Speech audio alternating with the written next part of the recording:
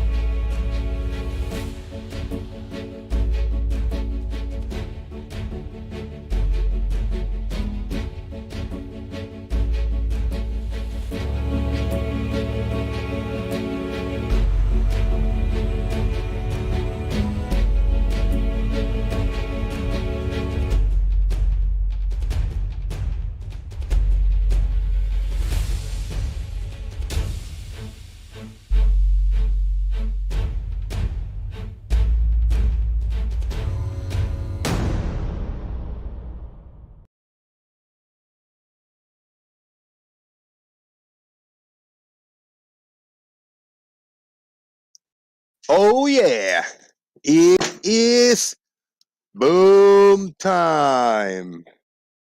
Oh wait, I got the wrong camera on the OBS. Damn it.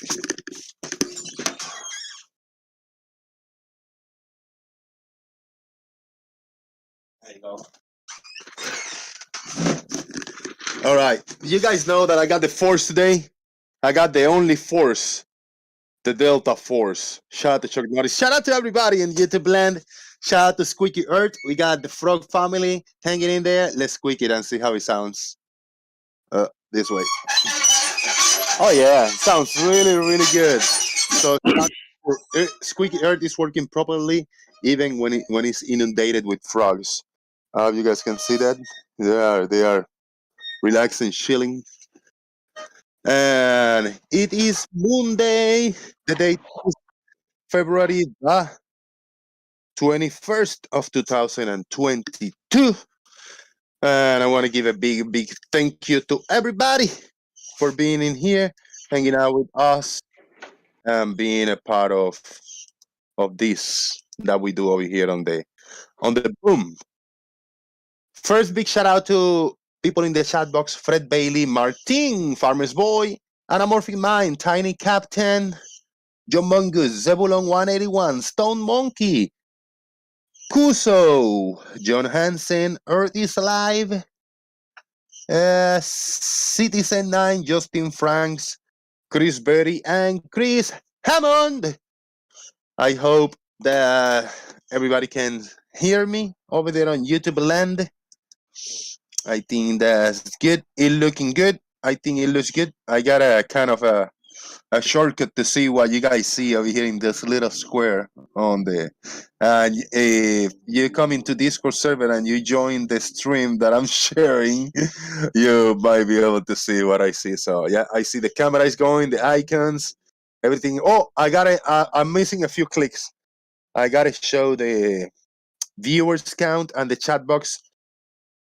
There, that's why I'm gonna leave the floor to Chike, Earth is Live, and Farmer's Boy. I'll be back in a minute. Well, good morning from Hawaii, gentlemen. Good afternoon from the UK. Good evening from Israel. There you go. All over the world.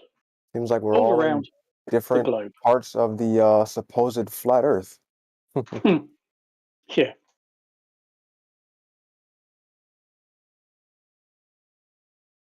Yes. So It's actually behaving itself now.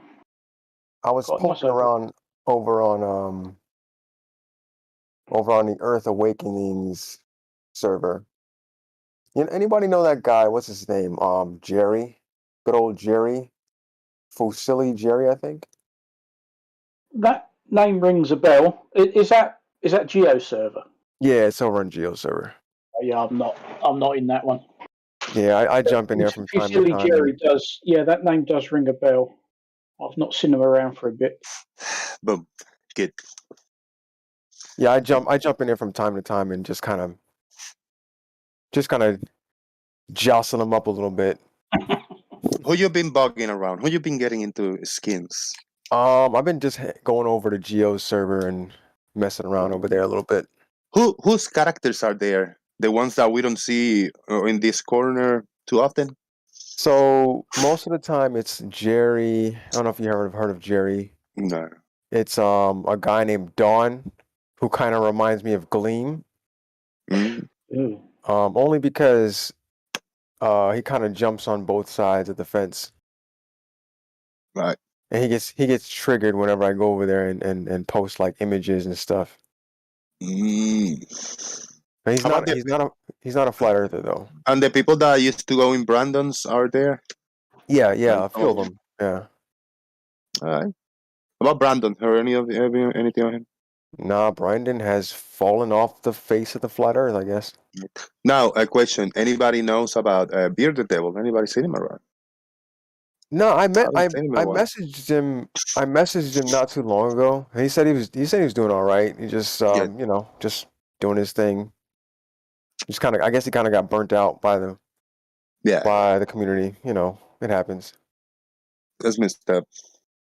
What? He wasn't he felt he wasn't getting a lot of feedback and support. I don't think it's that. I think it's just he's just tired of it. Needed a break. Yeah. He's done That's so fair. much, and he all the stuff that he's done was really good. So I mean, I still use it to this day. So yeah, really good. Yeah. Mm-hmm. Yeah, and his stuff is still out there in the channel. I don't think he will mind if we need to use it and share around the stuff. The one in particular is really good. Let me go ahead and post it real quick. Let me see if I can find it. And a lot of times I use it whenever people talk about, you can't, nothing gets brought back up over a curve and all this nonsense. Let me see if I can find it. Who's watching this? Whatever screen share, flip flop is sharing. Anybody? Shake. It's just Yeah, I see it. It's but it's not only your video. It's the whole screen. Yeah, it's the Streamlabs screen. Yeah, so here's two of them right here. I just put them in Discord. All right. So the one on the top shows a laser being brought back up over a curved surface, and then the bottom one is a laser, over a flat surface, but it's not being hidden at all. Right. All right. I'm gonna shut my camera. I'm gonna screen share and share that for YouTube so we can see. You can see what we get. Okay, let me click it over here.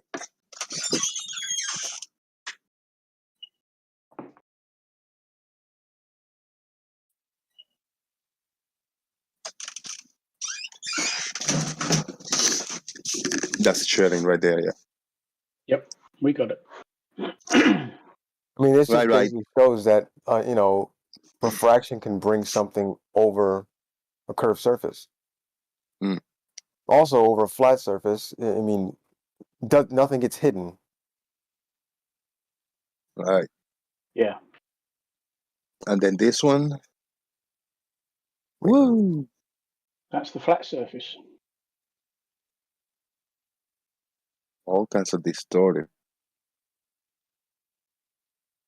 Yes, but the laser doesn't get hidden at any point, does it? Yeah, it does.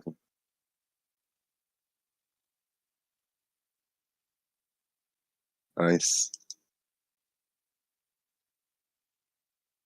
See, so objects being hidden behind a curve, behind an physical obstruction, can be brought up with refraction, but objects on a flat surface will not be hidden by refraction. Exactly. Right. I got you. Yeah, they get distorted and they get stretched out, but then they won't get hidden. No. No. Nothing of that bottom up bullshit. Yeah, And it's always, I mean, if you think it's getting obstructed a little bit, it's going to be super inconclusive because it's going to be really distorted when it appears to be slightly obstructed, super distorted. But over here, when it's obstructed, it's clear. It's gone. Yep. Yeah. All right. Very cool. Yeah, these two are probably his best demonstrations I've seen. Right. Of course. Chris Berry is in the chat. If you want to join and tell us what are your thoughts about this, these two are easy observations that you can break down. Yeah, tell us. You say, spraying liquid nitrogen. Come on and tell us. Come on and tell us. The liquid, whatever. I think it was canned air he used. Yeah, that was it. To Chris Berry, he'll probably say, "No, it's an unnatural thing because we don't have canned air." He's already said that. Yeah, it's just the spray cans, like for the keyboards and stuff. Some people use it, but it just blows. The air is like cold, like really cold. Yeah, he put it. I think he sprayed it like upside down, so you get like the really cold liquid. Yeah. Excuses. I call it excuses. Trying to I don't know, squirm out of a discussion, an argument. Chris Berry, come on, man. I'm calling you out. This is fair, it's fair. It's a small scale demonstration, trying to manipulate, trying to create your own kind of a different temperature and gradients and atmosphere type of thing. It's the best we can do, Yeah. Yeah, all it is a temperature gradient. That's all it is. What you mean, like a model? He's modeling it out. Right. Mm-hmm. As opposed to trying to do it out 1-to-1 scale. Yeah, I think Chris had a challenge he wanted to put out, and I was thinking about how I would do it, but you'd essentially have to time lapse it over a long period of time. Like because I think what he wanted to ask was could something be brought up because of due to refraction over a curved surface?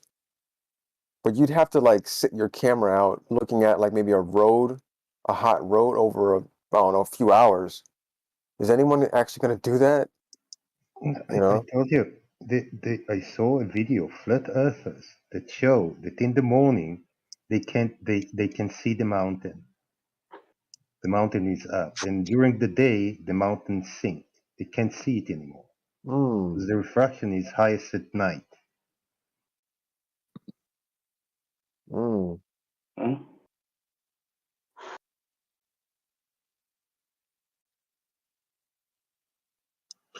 Right. All right. Let's see if we can. Over here, I wanted to title, just kind of coming out of something, Views of Earth from Space. Just this phrase or sentence, whatever you want to call it, triggers the bejesus out of lots of people. I don't know why. It's just a normal thing to say. Views of Earth from Space. What do we have? If anybody want to share something, I'm happy to pull it up. I left 3 examples in the Daily Boom. Okay. Okay. I see. I have many in various saved away. All right. I'm going to pull these 3 up and then we'll go one by one. Hold on. My favorites now are volcanoes and the smoke in Australia. Right. All right. Shared by Farmer's Boy. Farmer's Boy, what do we have? Hang on. Let's just shut that down so I can see. Right, that's one of the more recent spacewalks on the ISS. I can't remember exactly when it was. If you want to see what I'm sharing over here is the Jose J.G. Gary account. It's not the Flip Flop account. It's the J.G. Gary. Right. Right. There we go. Yes.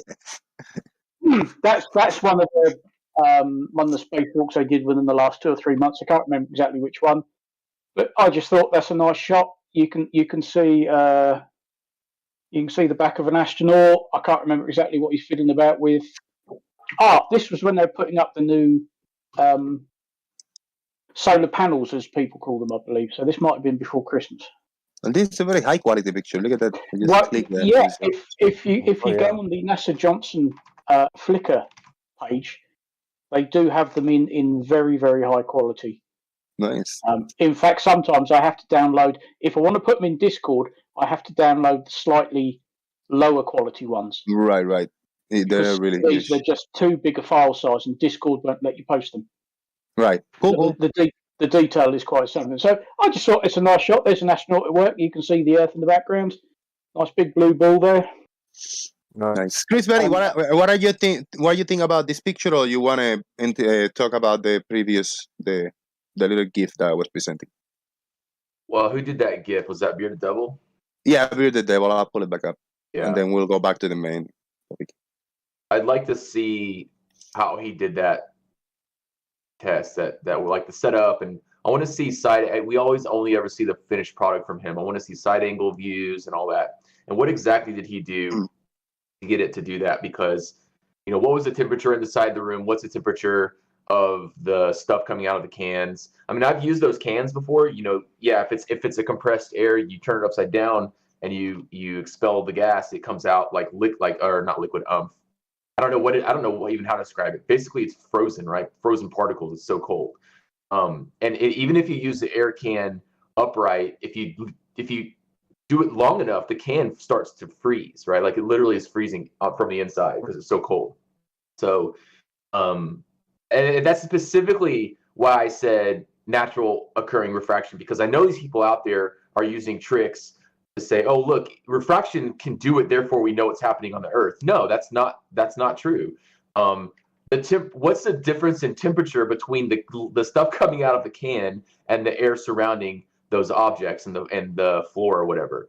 It's got to be, I don't know, 50, 60, 70 plus degrees difference. Well, that's the point, though, just to show the difference in temperature. And that's what happens when you see. Right. So where does that happen in nature to where that would actually happen in real life? It happens all the time, a difference in temperature. That drastic? Sure. On some days it's pretty drastic. Maybe not as drastic as this example here. Right, exactly. Well, so if you watch Skyfree video, and then he did one on a flat surface using that, like, come on. If you watch Skyfree's videos, they're the best because they don't do anything. They don't manipulate their environment. They have it on, say, inside of a house or a building or wherever they are. They open the door. They let colder air or warmer air. It's exactly the same. And they it's exactly the same thing. No, it's exactly the same. Are you guys stupid? Yeah, it's the same thing. It's exactly the same thing. Just controlled. Just what Bearded Devil is doing is controlled, and the other one is just more organic. It's the same thing. Exactly. It's more natural. You're competing. They both do the same thing, though. Yeah. No, they don't, because they just said he opens the door to let the cold air in. Exactly. How warm will it be inside? Maybe let's say 60 degrees in the whatever warehouse inside. He opened the door when it's 30 degrees outside, so he got a big difference on temperature coming in. It's the same shit. Right, but here's the difference, and here's the thing that whenever Bearded does it, he always gets the results he wants. So like on his flat surface, it lifts up. On Skyfreeze, and they don't manipulate it like that, it always disappears bottom up or something like that. That's just naturally how it happens. And you guys say it's the reverse in real life when you can never demonstrate the reverse in real life. That's why my challenge said you can't use liquid nitrogen or compressed air or something that's going to give you an extreme difference result. Well, Chris, I'm happy you mentioned Skyfree, because they have the video that show you terrestrial refraction, no C involved at all. Hold on.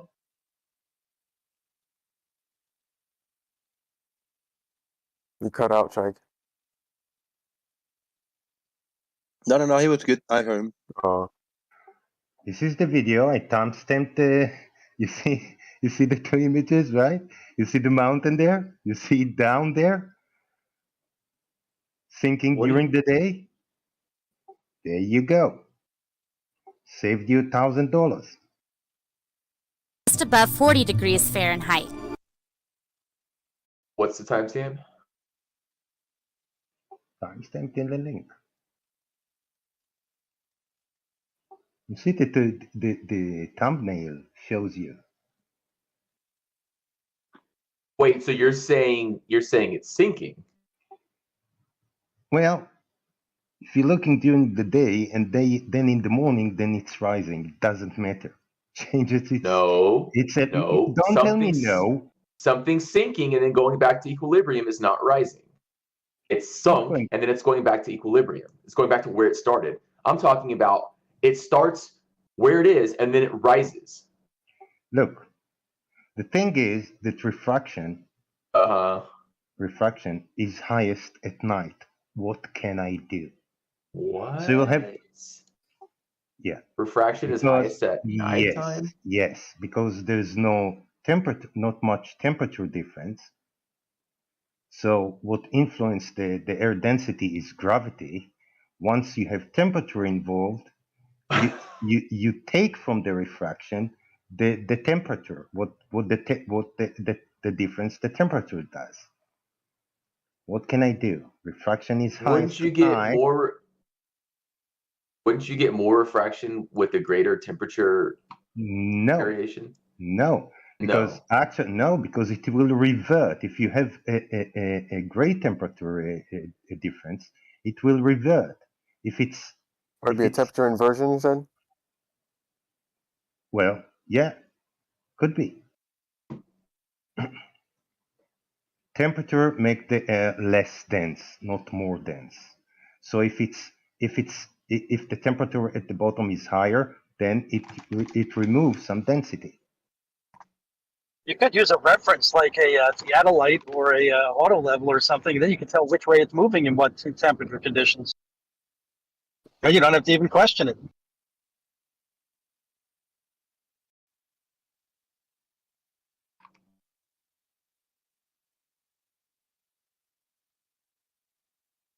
All right. Yeah, we'll have to talk a lot about this. Can we let's Chris? Do you hear your thoughts on this one? What do you think about this picture? You never seen it. It's just I've never seen it. It's like the first time I don't see have this. any. Is it the one he's like in space or whatever, or up high? Right. So my thoughts about this picture is it's really cool. It's really cool. It's really cool. That's why I downloaded it. I saw it and thought, oh yeah, that's a pretty cool snap. That. All right. Now we got this one, and we're talking about views of Earth from space. This one look like this. This one look like this. We got not the whole Earth. We got a little bit of it, and some kind of a capsule over there. Look at how many stars. That's the Dragon. That's the SpaceX Crew Dragon Endeavour from November the 8th last year, as it's leaving the space station. And it is apparently over the South Pacific. But what's this right here? Look. That could well be on the camera. Yeah, it's either on the camera. I'm not quite sure where. Little artifact there. Where the camera is. Another one here. If they're taking photos through the cupola, then those windows have got stains and shit like that. They got all sorts of crap all over them now because they've been up there quite a while. Right. Okay, could be. Why not? And then we see like behind like this what looks like the thin Earth atmosphere or whatever. We see the stars through it, like little stars. Yes, that's the hazy Earth atmosphere. There you go. It looks like a segment of a big ass sphere to me. How does it look like, Chris? What do you think? No comment. I'm sharing on the JG Jose Gary account, not on the other one. You can see it, but it's smaller. So JG Gary is the one I'm sharing. We got another one. Views of Earth from space. This one is also shared by Farmers Boy. So look like I see the ISS wing right here. Tell us about this picture. I'm down there somewhere because what you're basically seeing is the UK. You've got Scotland over to the left. That big bright light over to the right. That's London, and then down towards the bottom. That's Ireland. North Island and a little bit of the south, a little bit of air. But that is basically the UK, seen from the ISS. Obviously at night.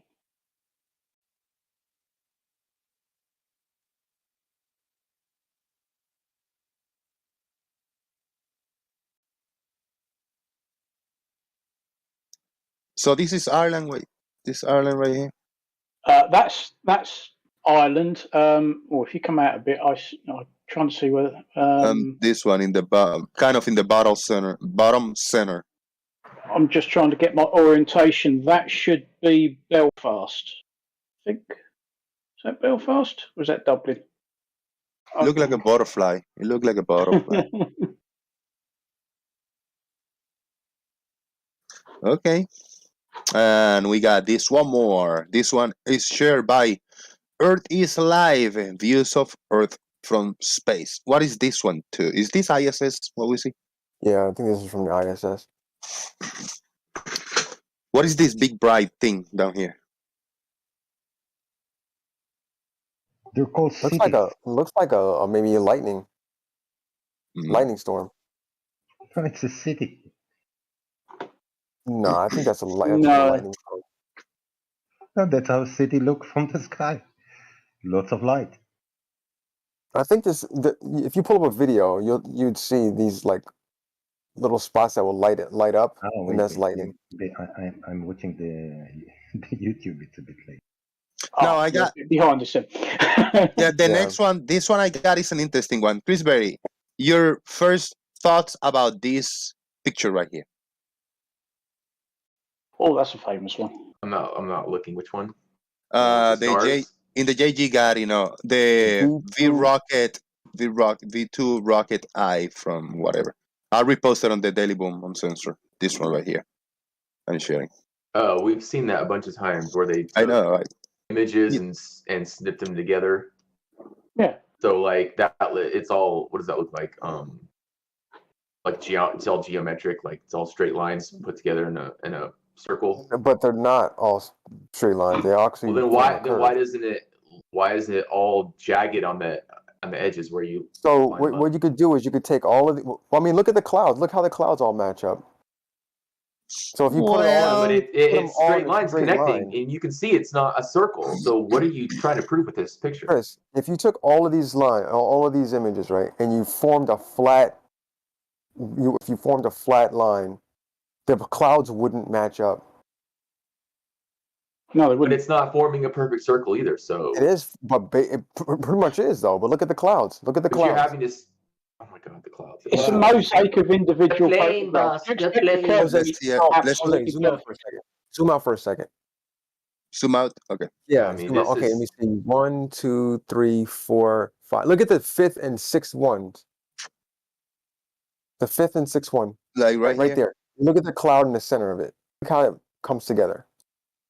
Yeah, but in the same breath, people. I mean, I don't want to shit on your argument, but look at this. Look at this right here. Of course, it's probably from a slightly different angle. Looks off, man. Okay, so why are we talking about this? So it doesn't make sense to talk about it at all. Okay, so if you. Anyways, I want to go back to. If you put them all in a straight line, do you think the clouds would match up, Chris, or no? I don't have any more comment on this. You just said it's from different angles, so I don't know why we're talking about it. Holy hell, we got a big super chat by John Hansen. We got 700 Donkey Kongs. Fucking A. I love Donkey Kong, and you just gave me 700 of them. Yo, John Hansen, thank you so much, brother. Appreciate it, man. By the color of the super chat, it should be like maybe $50, $60, $70 even. Wow. Thank you so much, brother. That's a big super chat. Damn. Oh, yeah.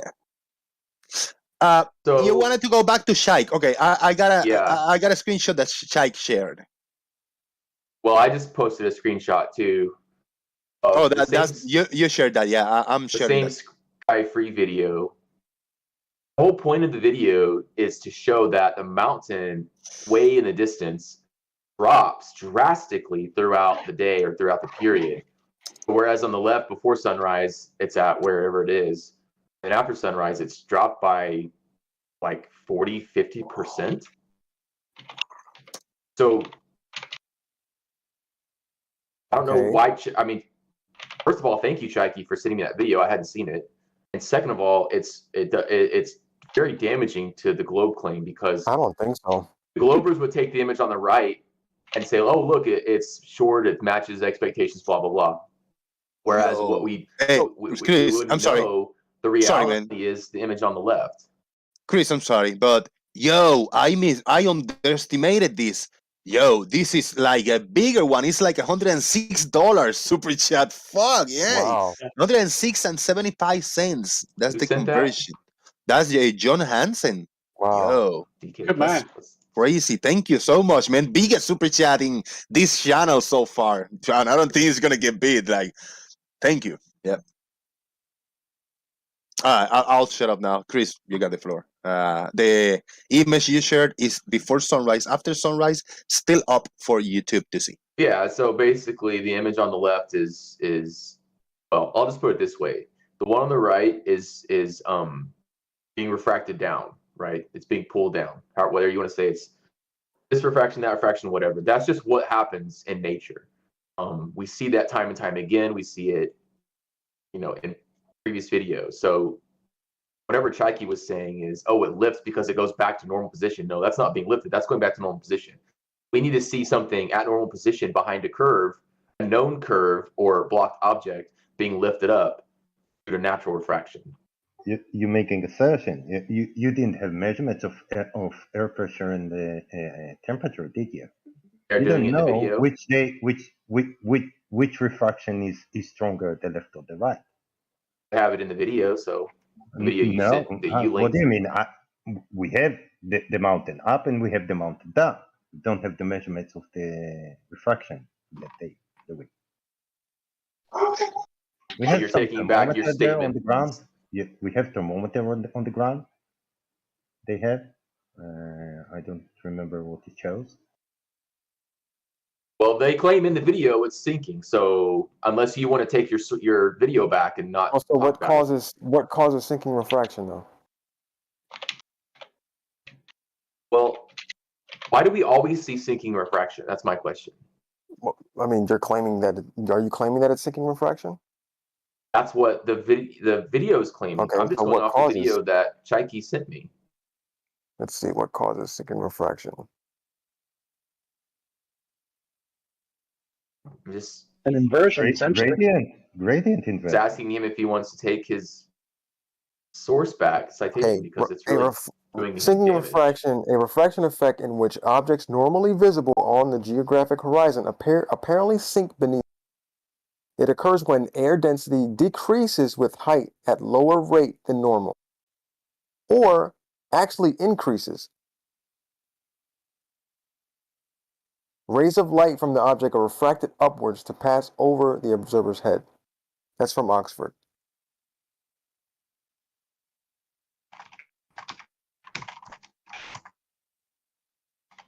Okay. So what? What are you saying? So we know what causes sinking refraction, right? But my question to you is this. What about in places where we don't get all these weird refractive effects and we still see obstruction? What weird refractive effects? Like all this, all these different, all these where it's so much refraction that you see things moving all over the place. Up, down, what about these places where we don't see these effects on a day-to-day basis? Like where? I don't know, Chris. Like here in Hawaii, like I see. Mm-hmm. So are you the one that admitted that I have a screenshot of me asking why at least one floor is missing in one image compared to the next of the same video, and your response was we're talking about waves or refraction, possibly? Is that Chris, the same? You're talking about location? One floor, Chris. You're talking about one. How big floor. is one floor? One floor, How tall Chris. is one floor? Chris, do you understand that How tall is one floor on average? I'm talking about 10 feet, 12 feet? I'm talking about 12, 13 floors that we don't see, not one floor. Right? So why is that one floor missing? Oh dear. Oh my God, Chris. Bullshit. It could. Thank you. I'll give you that. It could be a wave. It could be the tide. But I'm on about. Well, if the a wave is entirety- blocking that floor, it'll I'm- be blocking all the floors. No, it won't. But Chris, I'm talking about the entirety of the rest of the building and the beach in front of the building and the island in front of the building. Well, that we don't see. You said a wave or possibly refraction, so I'm just going by what you said. One floor, Chris. I'll give you that. One floor. We know refraction can block 50% plus of objects and buildings. So what's the problem? No, not here. Not How on a do you daily know? basis. Have you taken temperature?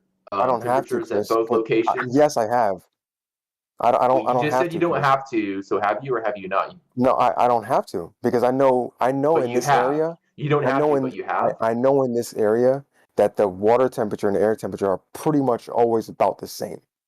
So yeah, I don't get those weird refractive effects here. Including the location of where the buildings are. Do you think that there's any day that I'd actually be able to see the bottom of the building? How long did you observe? I went there 8 days, well, not in a row, but 8 days over probably, I don't know, a 2-month period. Okay, and so that 2 months was relatively the same climate? Yes, it's always the same climate here, Chris. Always the same. So, okay, well, you just answered your own question. If the climate never changes and you see what you see based on refraction, why would you expect to see anything else? Because I'm looking over a curved surface that's blocking an island. You don't want to answer my question. An island, Chris. I just answered your question. Hey, Chris, in Florida, where I am, in Largo, Florida, Tampa Bay area, it's always the same climate over here. Sometimes it's cold, sometimes it's hot, sometimes it rains, sometimes it don't. That's the same climate always. yeah, but it never gets cold here. Okay, so that could be a problem for your observation. No, that's a problem for the flat Earth because I always get obstruction, no matter what. Yeah, you just said the climate never changes, so that's what you would expect. You're saying, why don't I ever see the bottom floor? That's what I would expect. Because the environment never changes. That's your own admission. Yeah. So why is it that I always see obstruction, Chris? Always. Because the climate is such that that's what you see. Yeah. So what does it match? Does it match a curved surface or does it match a flat surface, Chris? Well, it depends on the day. Some days, certain floors are missing than other days. No, because every day is the same, Chris. Every day is the same. Well, Mr. Berry, this is why diffraction with a D appears to be the closest explanation as opposed to something refractive where people would expect haze or some sort of weird distortion and not a crisp, horizon line to always show up. So that's why I go with diffraction with a D because, light would be like strings from the top and bottom of the visual field that are pulled through the eye. And where these strings of light cross, essentially you get a horizon. That appears to be the best explanation I've heard offered from Life is Short and others. We got, really quick, we got 50 plus people watching. Excellent. Thank you so much. Please hit that like and let's get the interaction continuing. It's fun always to keep an eye on the YouTube chat box. There's all kinds of good interactions and I'm listening. I'll try to stay quiet and don't get involved in the discussion. Moderator, that's my job right here. I think is it Tim Osmond who has a running list of like 100 things that he says can block stuff from the bottom up or make things disappear or whatever. So why aren't we looking at those things in that list to try and come up with reasonable solutions? And other than saying Earth curve. Well, it's 121. Yeah, exactly. 121 things that can possibly make something be blocked or disappear. But the point is, there are 121 lists items, and they're all bollocks. And you guys only want to say Earth curve when we know as many other factors at play. That just doesn't even make sense. Really? Go on. What are they then? I don't know. I just said check it out. You don't know. There you go. Give us two of them. You said 121. You tell me what they are. So is it opacity of the atmosphere? Is it distance diminution? Is it water droplet magnification? Is it turbidity? Is it image recession? Is it smushing? Is it depth of angle? Is it the Skunk Bay effect? Is it atmospheric obfuscation? Yeah, it's all shit. Let's ask Earth is Life how many of those factors he took into account when making his conclusion. I don't have to take any of those into account, man. Why It's not? not We It's know always those. the same. Because It's not. okay, let's take atmospheric turbidity. What is that, right? So that would be what me not being able to see it because it's like blurry. Pretty It's much. whited. How many blurry images have I ever showed? You're Let me see. asking why the horizon line appears crisp, and the thing that appears to fall under that explanation as best Let's as see. possible is, like I said, diffraction. Let's look at one of my famous images. I'll post one here. No, I don't want. That's a GIF. Let's not use a GIF. I'm ready. I'm screenshot over Hold here. on I'm ready one for second. images. Right here. I got 5 There's views of one. Earth. I got 5 views of Earth from space after we're done with this. To see what our I thoughts mean, on. that's a pretty crisp horizon line Okay, here we go. We got between me and that that building. up. Yep, it's Oh up. yeah, that is. Yeah. It's pretty crisp. And so, like streamers of light, they're going to be pulled through your eye from the top and bottom of the visual field, gentlemen. Where these lights cross, you're going to get interference in a horizon line. It's that simple. So Chris has posted an image where he counted the number of I'll share that. of floors, and I'm guessing he's on about 1 or 2 floors are missing. Is that your claim, Chris? Well, that's what the picture shows. All right, so let me go ahead and post another image, and I want you to tell me why I can't see the rest of the building. Give me a second. That's for you to tell us. You're just looking at an image. Why are you coming to all these conclusions based on an image? Hold on. Why don't I think it's an easy answer. Why don't we see the whole bottom of the building, all the missing line and the floors? Because we know that there's 121 reasons, according to Osman, that can cause things to disappear from bottom up. No, Some that of those are list is eliminated by 121 looking at the image. excuses.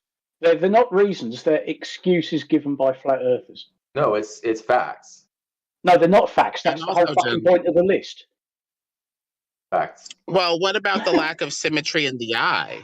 The bottom half of your visual field is compressed very quickly versus the top, which expands exponentially. How do you think that would be represented to an optical system like the eye? You would tend to get a horizon, wouldn't you? No. All right, so I posted another image. You see the entire building there? Now you see the entire building and all the land it sits on? How many floors is that building? No, we can't. I think it's about 23-ish. It's a terrible image then. You can't even see the bottom of the building from that picture you posted. You can see the land. You can see the land. No, in the left side of the image. Anyways, you I can just posted see the an image that the building sits on, Chris. Oh yeah. You can see like it's a street. I can see the street. I can see smaller buildings like equivalent of 2 or 3 floors probably. This one is blocking maybe 2 or 3 floors before we see all these. So and then it's pretty clear what was going on here. I posted an image where you on the top part you see the hotel, a line of trees, and then the water. And then the bottom image, you see the hotel and then just the water line. And the squishification. We see the squishification in this image right here. We all know this is from a very famous Red Pill Philosophy video that I've talked about many times. And every time I bring this up, you guys want to change the subject because it demonstrates. We'll stay right here. It demonstrates refraction. It answers your question to a T. It's exactly your question answered with another set of observations because he took either more observations or observations across different climates, and he got the desired effect that you're asking for. And the top one, you see everything top to bottom. You see the trees, the water, the building, and in the bottom one, you only see water blocking half the building. Chris, let me ask you: Do you know the distance between the observer and the building? It was about 14 miles. Okay. Do you know the temperature of the water in the air in this picture? Because I can give you I can give you all those for mine. Okay, so I'm answering your question, and now you don't like that. I'm using another observation, right? Another thing that is of course I see how the building starts to compress. What do you think causes that compression? And how come I don't get that compression? How come I don't get that same compression in any of my images? I don't know that you do or don't. I haven't looked at all your images. I don't. I've never seen it. Anyways, this is just evidence that half of a 14 or 15-story hotel is missing, and is the bottom is completely covered by what appears to just be water. And when you examine it, we know that's just not the case because of the top image. Unfortunately, I don't know if YouTube removed Red Pill's channel or if he removed all his videos, but those videos aren't there anymore. I screenshot that a long time ago. I wonder why he doesn't talk about flat Earth anymore. Because he's moved on. A lot of people have. Brandon probably did. A lot of people have moved on from this discussion. Maybe because he wasn't getting tracked. He lost a lot of viewers with that. He lost track. He lost money and viewers and support. So he moved on to something that he can get more traffic in his channel. Now, also in your image, I don't know about that.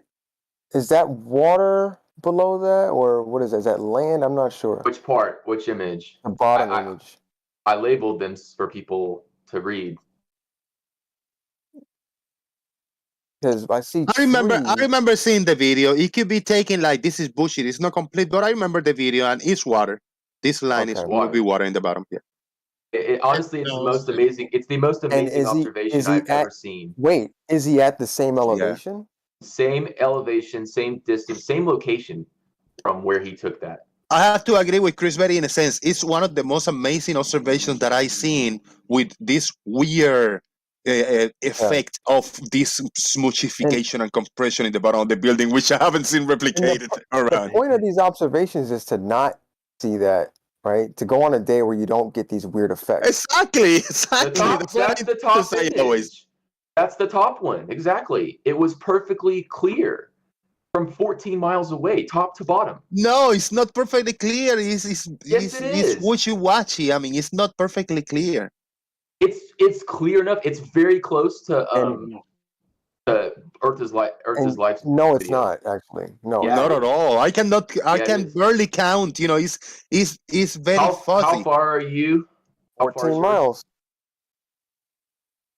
14 miles. Yeah, exactly. So it's very close. And I'm going on multiple days. It demonstrates the effect that refraction can have to block. And I don't get those effects here in Hawaii. Right, because you admitted the climate stays the same pretty much year round. That's the point, Chris. Exactly. That's the point. Yeah, you're missing the point. If we're telling you to go on multiple days, right? Mm-hmm. Multiple days. Yeah. And I get the same effect. Yeah, because the climate doesn't change. You understand that? Like, I can't believe this is common sense. And I always get obstruction. Right, because the climate dictates you would get obstruction based on the variables. Point is to not get those effects, Chris. So then you have to manipulate the climate. That's the Chris. Okay, whatever. You're missing the whole point. I was laughing over here. I forgot I was missing the point. Okay. If I told you that the variables never change, and then I asked you, why does my image stay the same? And the variables never change. You're going to say that's the point. Because for one, we know what affects refraction, Chris. The temperature gradient. Right, exactly. And you just said the temperature stays the same. Yeah. So the water and the air temperature are pretty much the same, right? Those will be optimal conditions. Not in a place where the water temperature is cooler than the air above it. What city are you taking from? And what city are you looking at? Honolulu. And what city are you taking? Honolulu. They're both Honolulu? Yes.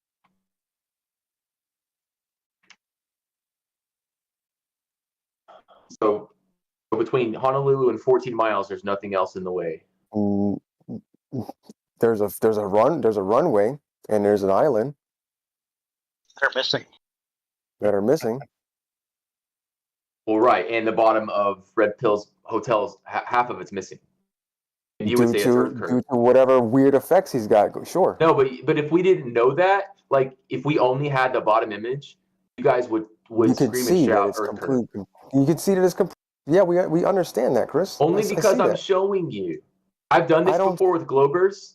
Hold on, I've done this before with Globers. Like Brenda, I showed Brenda the bottom. She's like, oh, it's Earth curve. And then I showed her the top, and she was like, oh, it's actually the trees. You're lying. That's not really the water line in the bottom. Okay, that's Brenda. Great. Yeah, it's Clover. So when you don't give them all the information, they just automatically claim Earth curve, because what else could cut half a building in half? Which is exactly what you're saying. The water.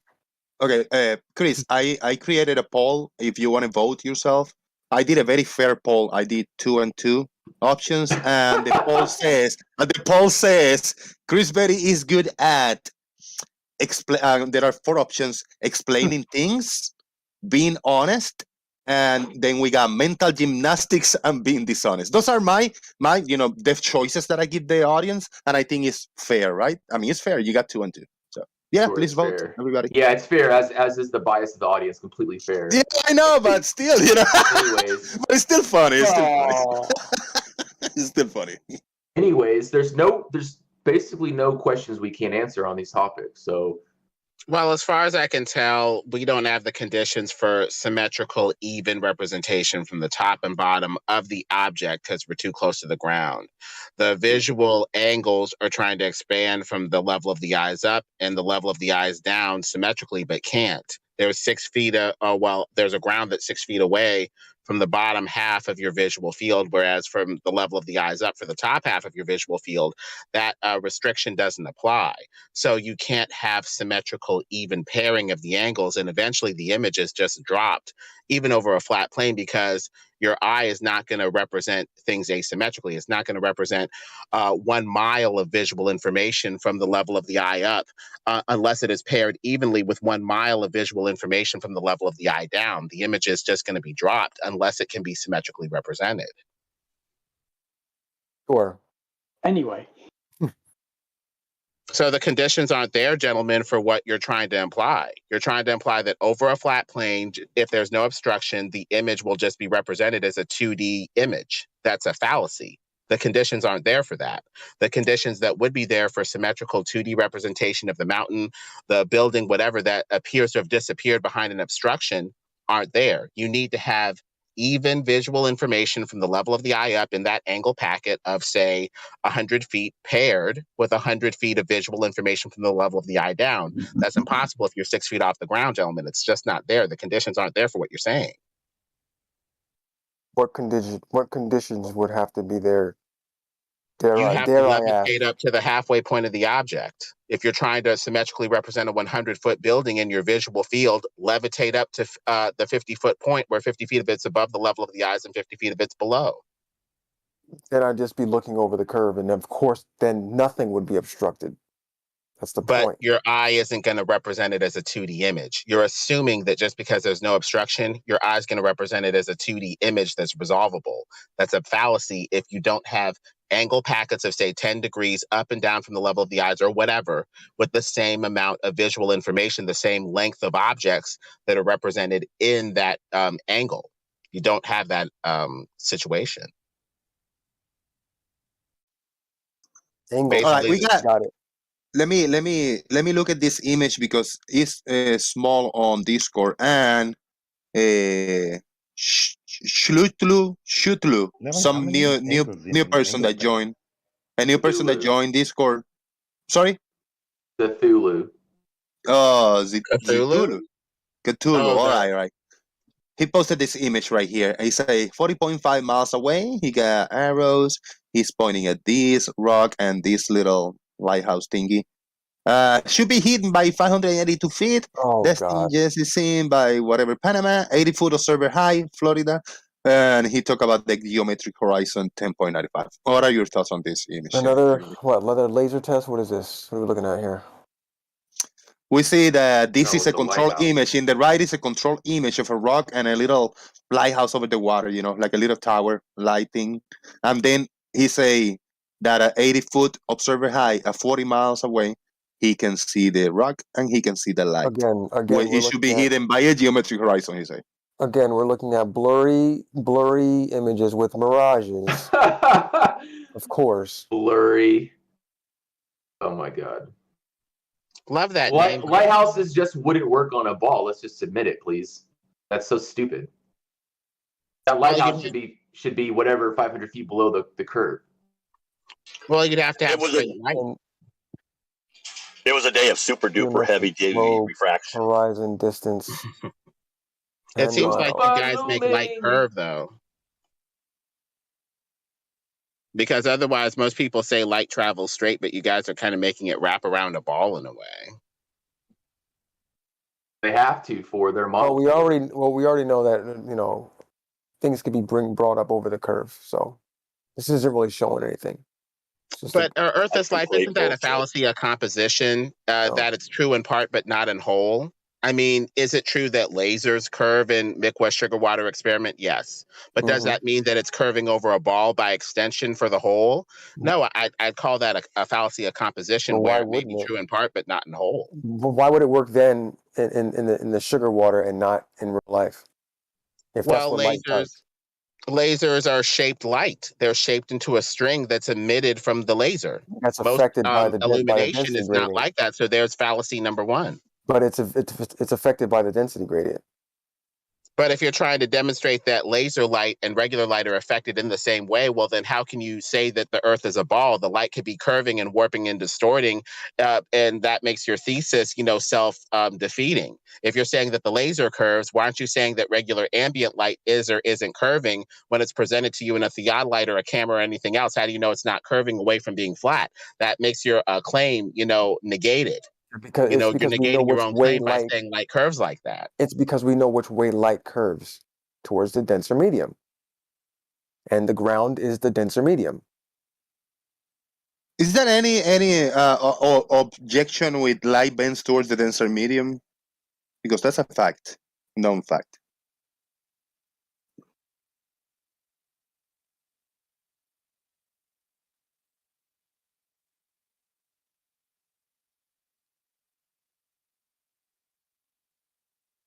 I guess not. All right.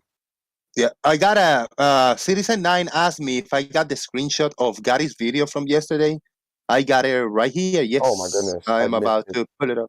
He uploaded a video when he left the call last night. He said, oh, I got to take care of the wife and personal stuff. And 5 minutes later, he uploaded a video that he just took. So he left the call to take this video. Now, that was a lie. I made that video before I ever got home. But you uploaded it when you left. You uploaded it when you left. I uploaded it the second I took the video, which is still 20 minutes from my house. You flat out lied. You just lied.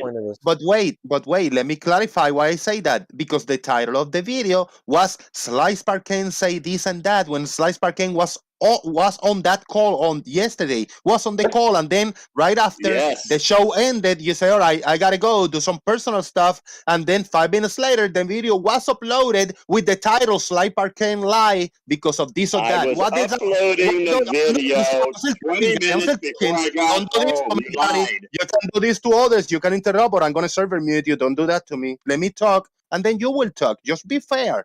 Don't do that to me. What does that make me think when you say I gotta go away on the same show yesterday that Slice Parkane was here? You say I gotta go take care of my wife, some personal stuff.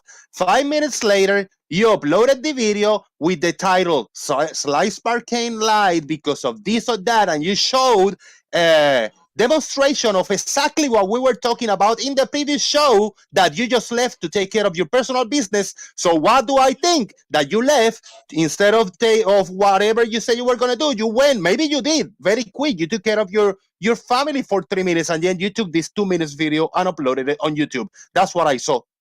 There you go. Okay, now can I have an explanation? Why you misinterpreted everything and are literally lying?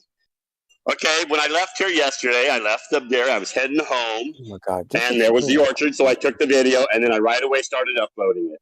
Then I drove home. Your show ended. The after show began. That video was still uploading, right? So, because it doesn't instantly upload in like 1 second, right? You know that. So anyhow, they do I get home. Go in there, they upload it in 1 second. And you're interrupting me, Jose. You don't like interrupting. Videos in 30 seconds. You won't let me explain.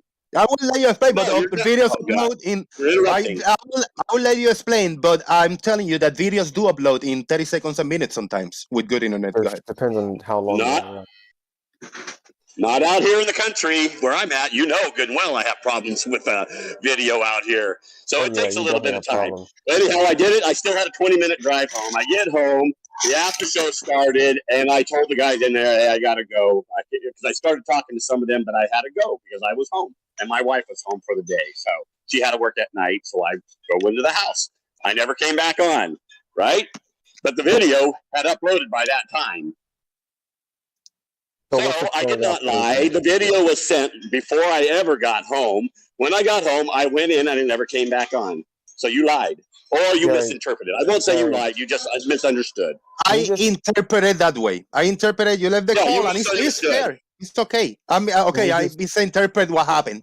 Yeah, well, I take back calling you a liar. You're gonna let me talk again. It's my turn to talk now, Gary. I'm waiting for you to mute yourself so I can talk. Please. Now, I interpreted the facts exactly like I said.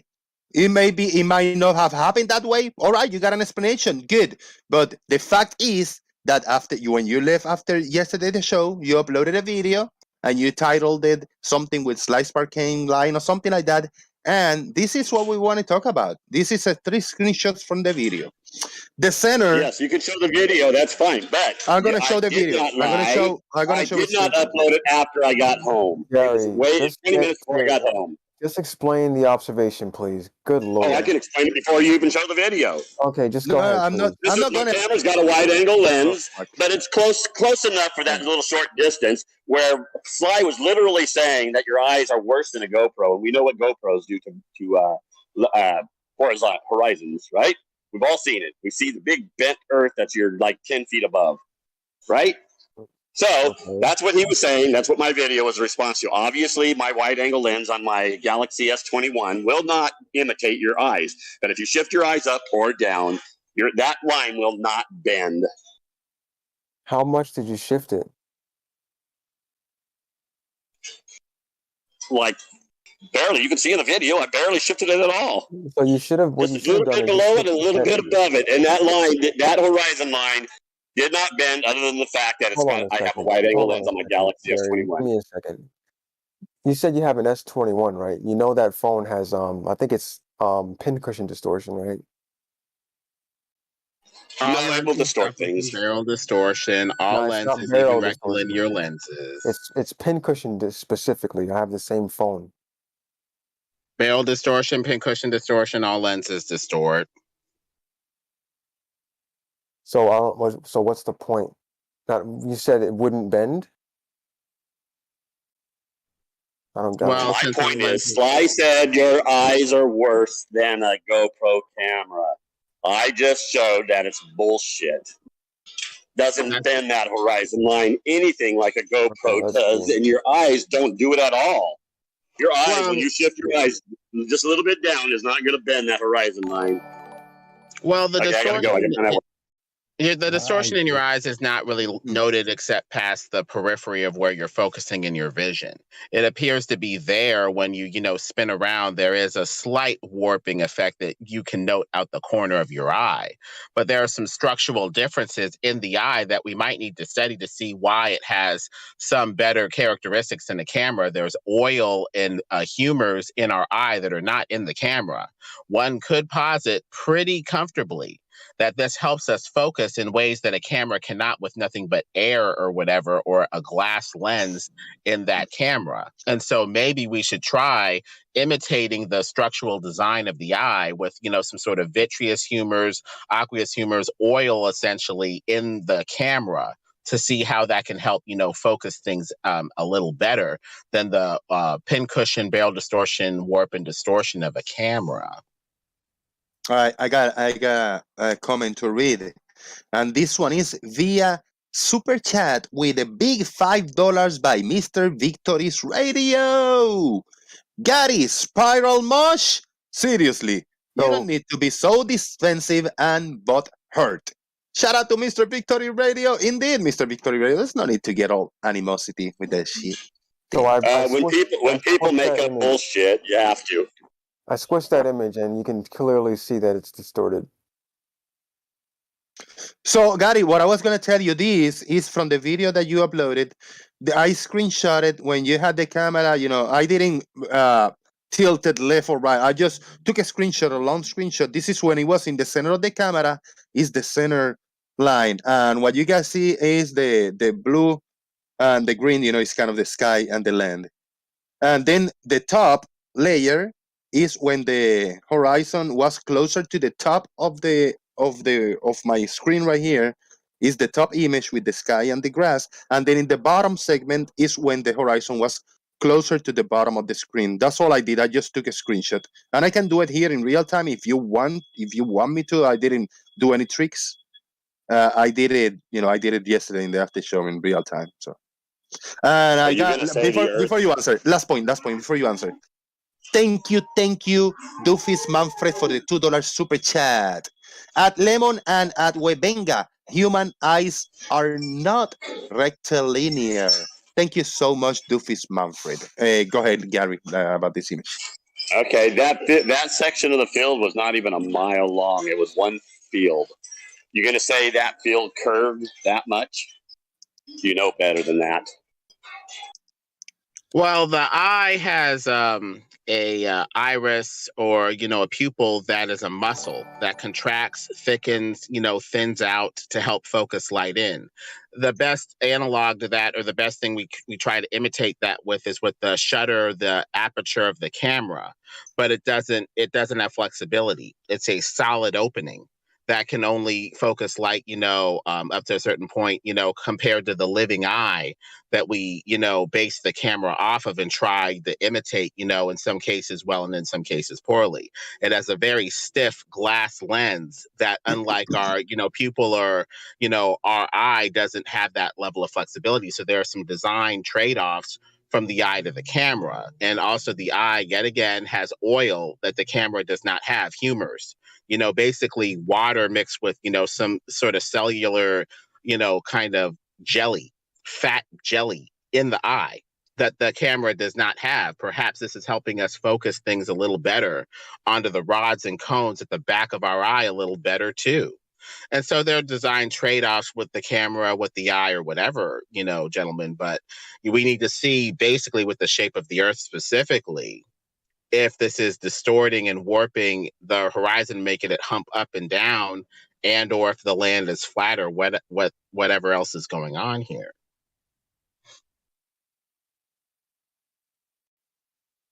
Damn it, I didn't get fast enough. I'm gonna switch my screen and I'm gonna share the paint 3D. I'm gonna put this image and just, I don't know, just squeeze it here in real time just because out of I had already curiosity. did that, but okay. I just want to do it here in real time, but I got an issue with my computer because it's 8 gigs of RAM, and I tried to run a couple stuff. It's just don't even want to open. Paint 3D is so fucking slow. You gotta get that 16 gigs, man. I know, and I got a Amazon wish list. I put it on my description.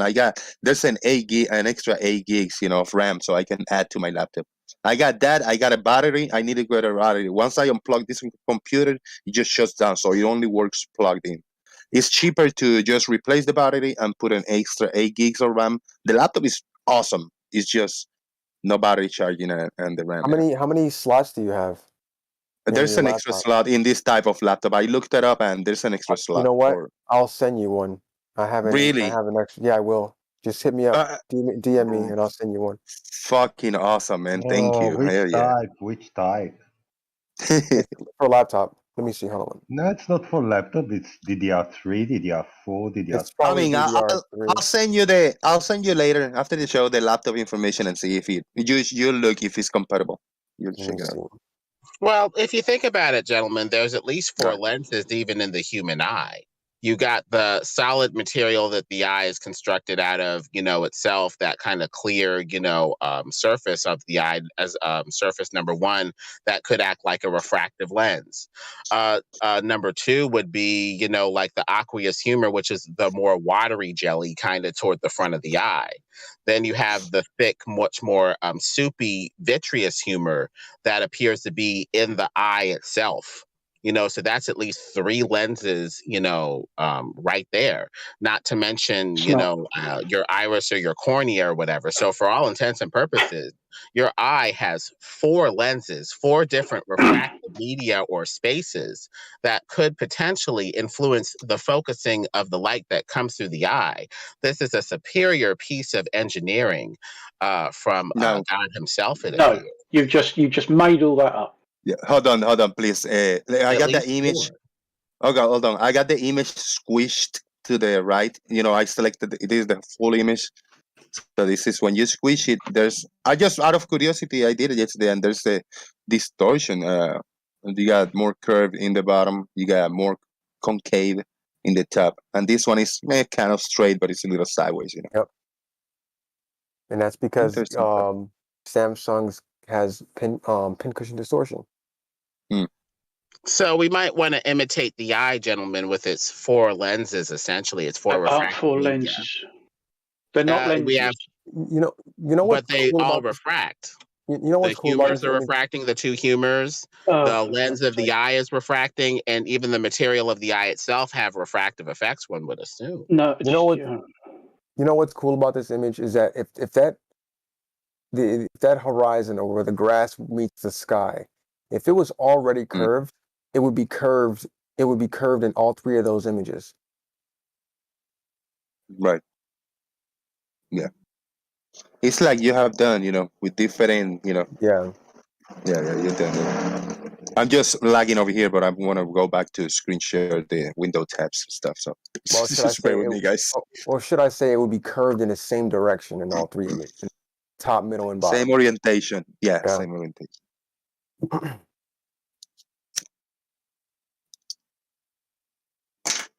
Yeah. But Lemon, I don't know if Chris is here, but Lemon and Guy, we got it. Let's go back to the main topic. The fucking A, this screen doesn't. I'm gonna have to stop screen sharing, and I'll screen share again. The window tab. When I opened the Paint 3D, it just fucked everything up, and it's really not even much. I got a few tabs open. That's all. Well, Now, no. What are your thoughts when you hear this sentence or phrase? Antithesis. The sentence or phrase is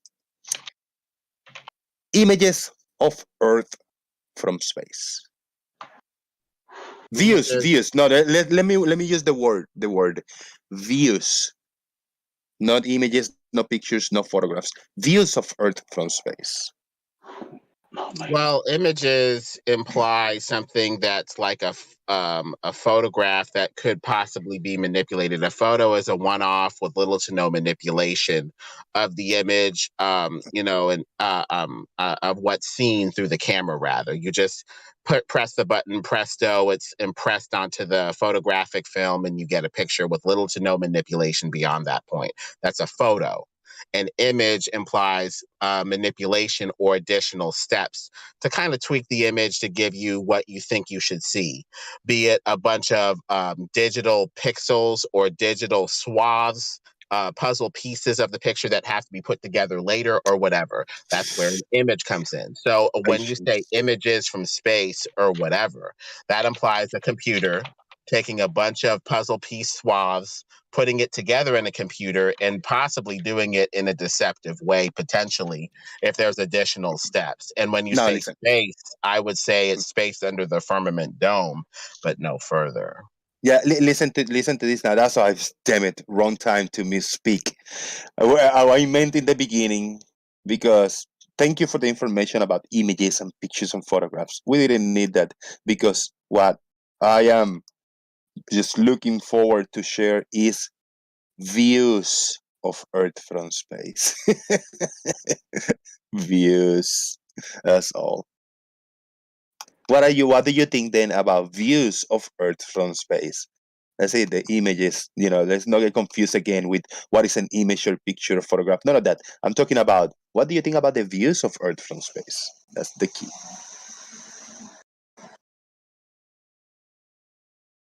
Lemon, Gary? Flat land that's curved and barrel distorted. from some zone of floating under the dome. That's what I think they are. Fuck, my What does screenshot don't want Gary to work. say? I'm gonna drop and rejoin really quick. My screenshot don't want to work. Of course. Floating under the dome. Typical nonsense we come to expect from Lemon. Absolute gobshite. Come on, Lemon. I don't expect you to be imaginative enough to ferret out the falsehood. Oh, I only I'm expect very you to give me imaginative. additional programming. Don't get me wrong, I'm very imaginative, but what you just said was utter shite.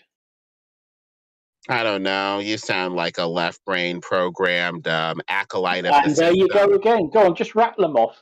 Do you rehearse these When lines? I say left brain, I mean that you're not very imaginative.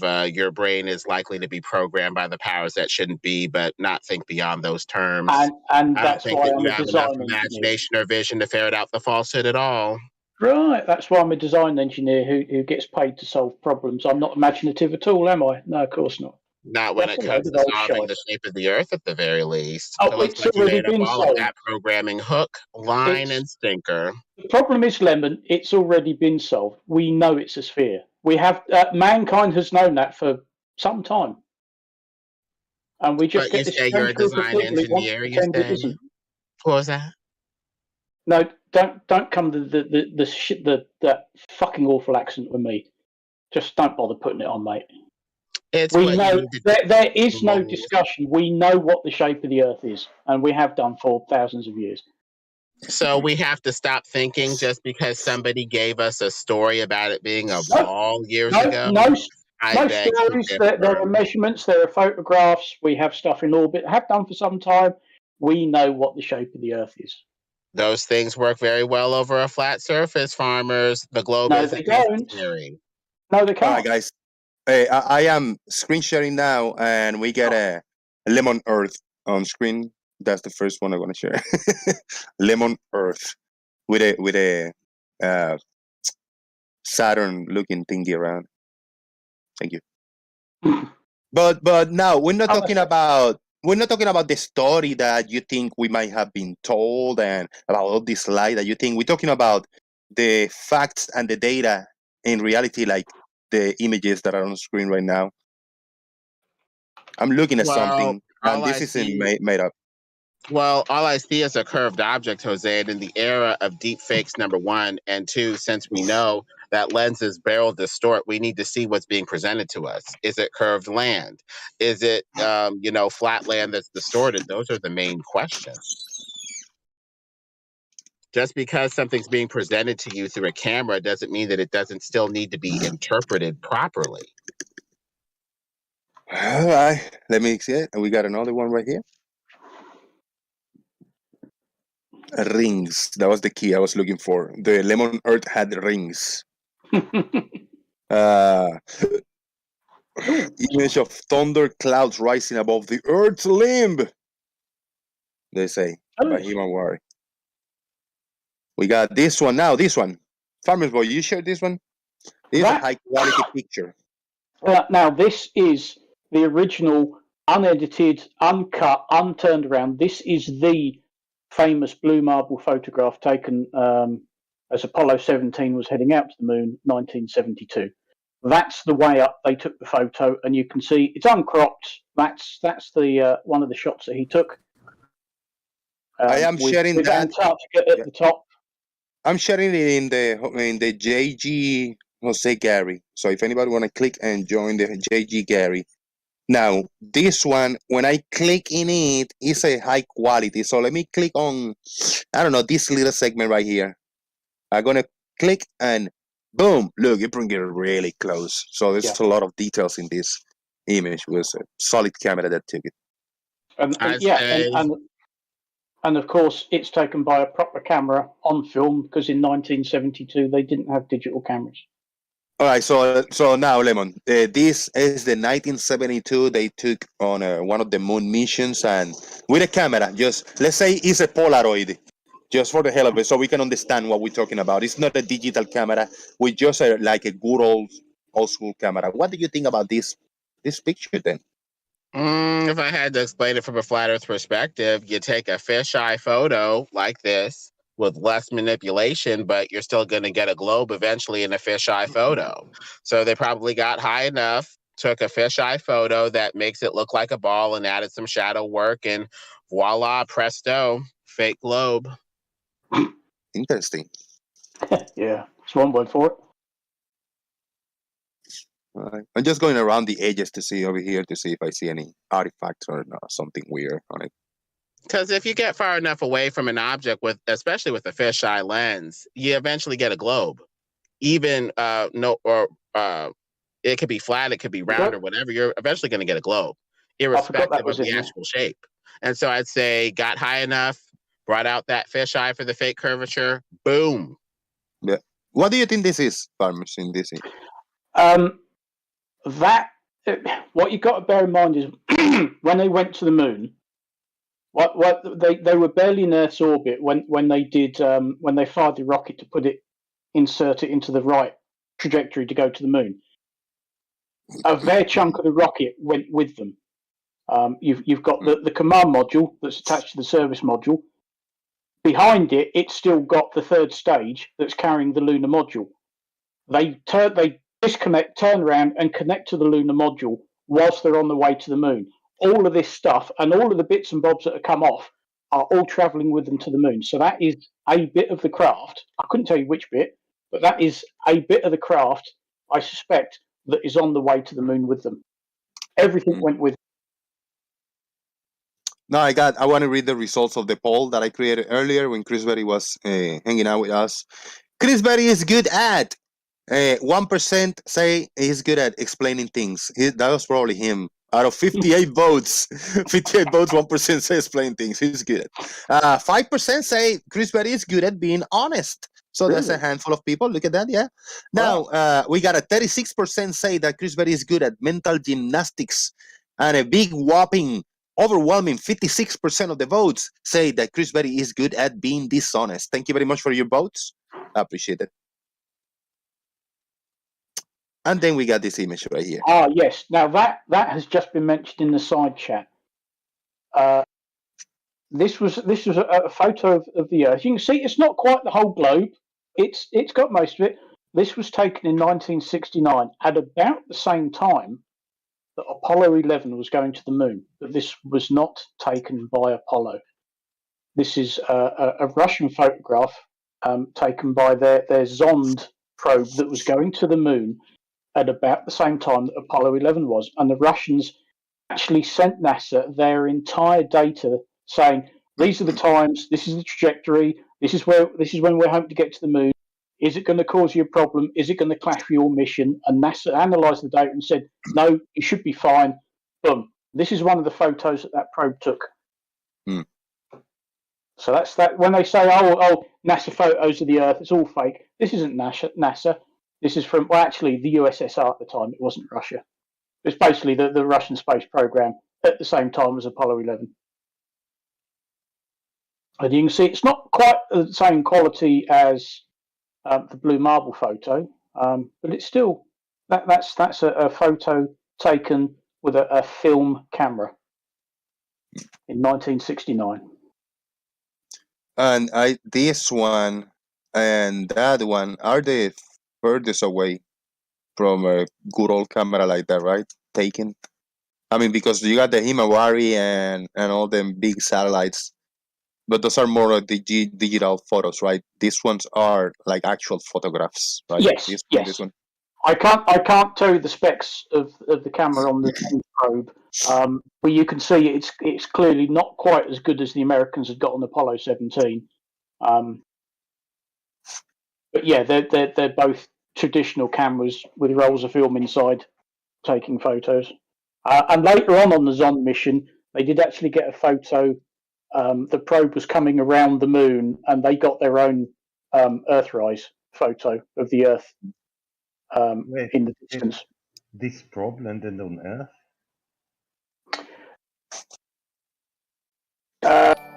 Zond. I can't remember whether it sent it back electronically or not. Look, I can't expect to remember everything at the drop of a hat. Good grief. I'm Well, good, but I'm not that good. it's a legit photo. Legit photo is one that is developed on film. If it was sent to us, it's no longer. Not necessarily, because the Americans had a series of probes that they sent to the moon prior to the Apollo landings, and they were taking photos of the moon surface, and they were actually scanning the negatives and then transmitting that data back to Earth. And that was in That makes 65, it digital 66. data. This makes it That was this. I can't remember. I'll have a look. It was Zond 7, launched in August 1969, which is why they were concerned about whether it would clash with Apollo 11 or not. Here's Johnny. I put a here's Johnny emoji on for the memberships. I don't know why. I don't know why, but it's cool. It's cool looking one. No, it had a capsule that came back to Earth. So this was film negatives, photographs that returned in the capsule and then developed afterwards. Yeah. It actually carried life as well. 4 turtles went to the moon and back on it. Everybody's welcome to comment on it. I'm FTCs, thank you for hanging in here. I know you just kind of listening back. You already say what you needed to say, but if you need to comment in any of this and reiterate your points, feel free, because flat earthers go quiet when actually you guys a lot of times ask, what is your evidence of the globe? But then we got views of Earth from space like this today, and it's quiet, flat earthers. It looks like a barrel distorted photo. You got up high enough, did your CGI, fisheye thing, added some black shadow, and presto, fake Earth. That's not convincing to a flat earther without a laser going straight and true over the flat land. So now every image of a ball it has barrel distortion. It's not really a ball. Just look like that on the cover.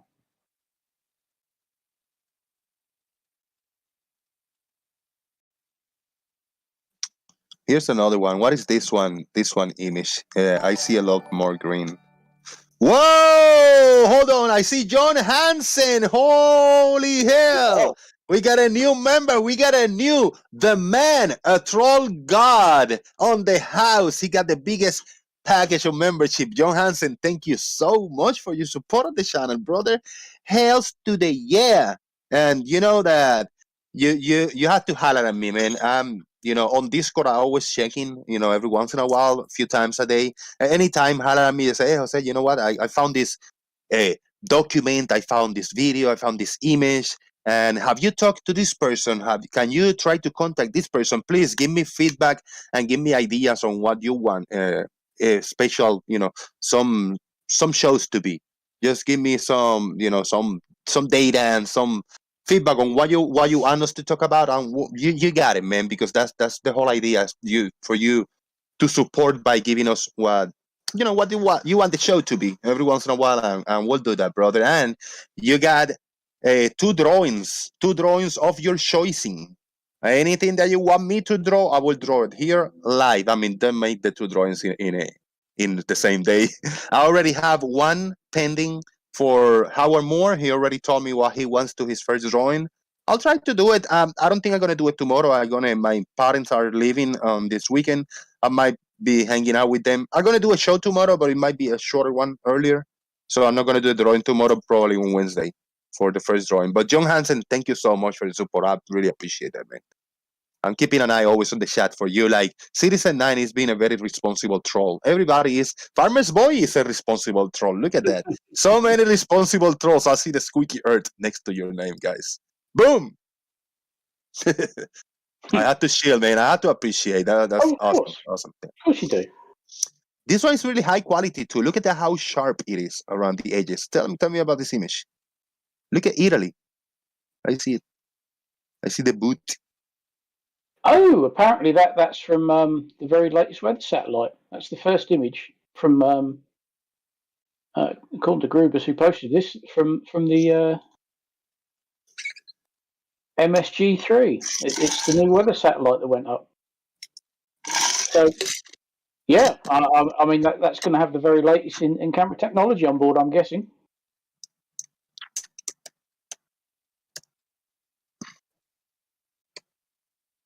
Boom. Yeah, pretty cool image, yeah. Really cool. My mom told me that if I eat ice, I just like bite ice. My teeth are gonna fall, but but they haven't fallen because of ice yet. I think other things might do. I'm not sure about ice. Yeah, I eat ice responsibly.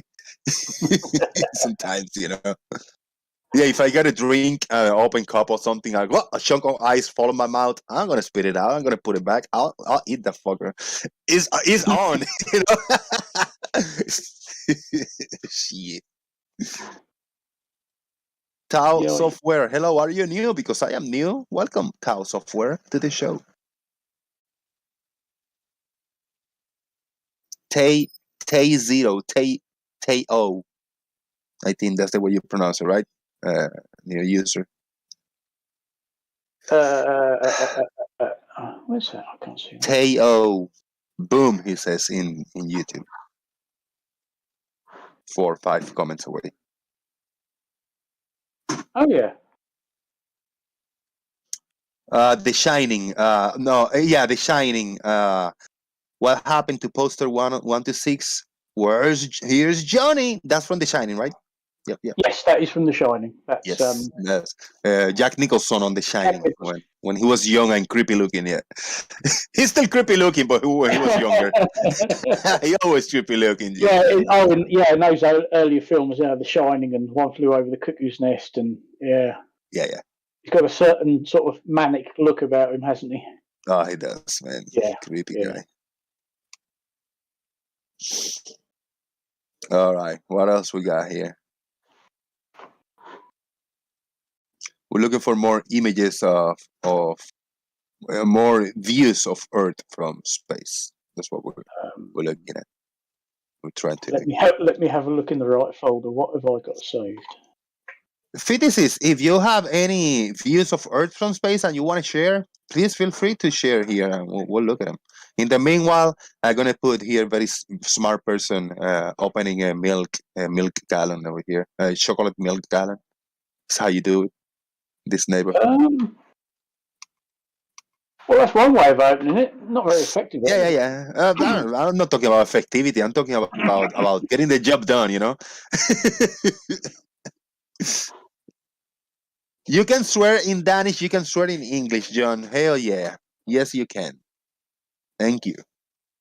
You're the man. Yeah, in this channel, I'm a little more laid back on people typing a little fuck here, a little asshole there, a little, cunt here, cunt there. It doesn't bother me. It is what it is.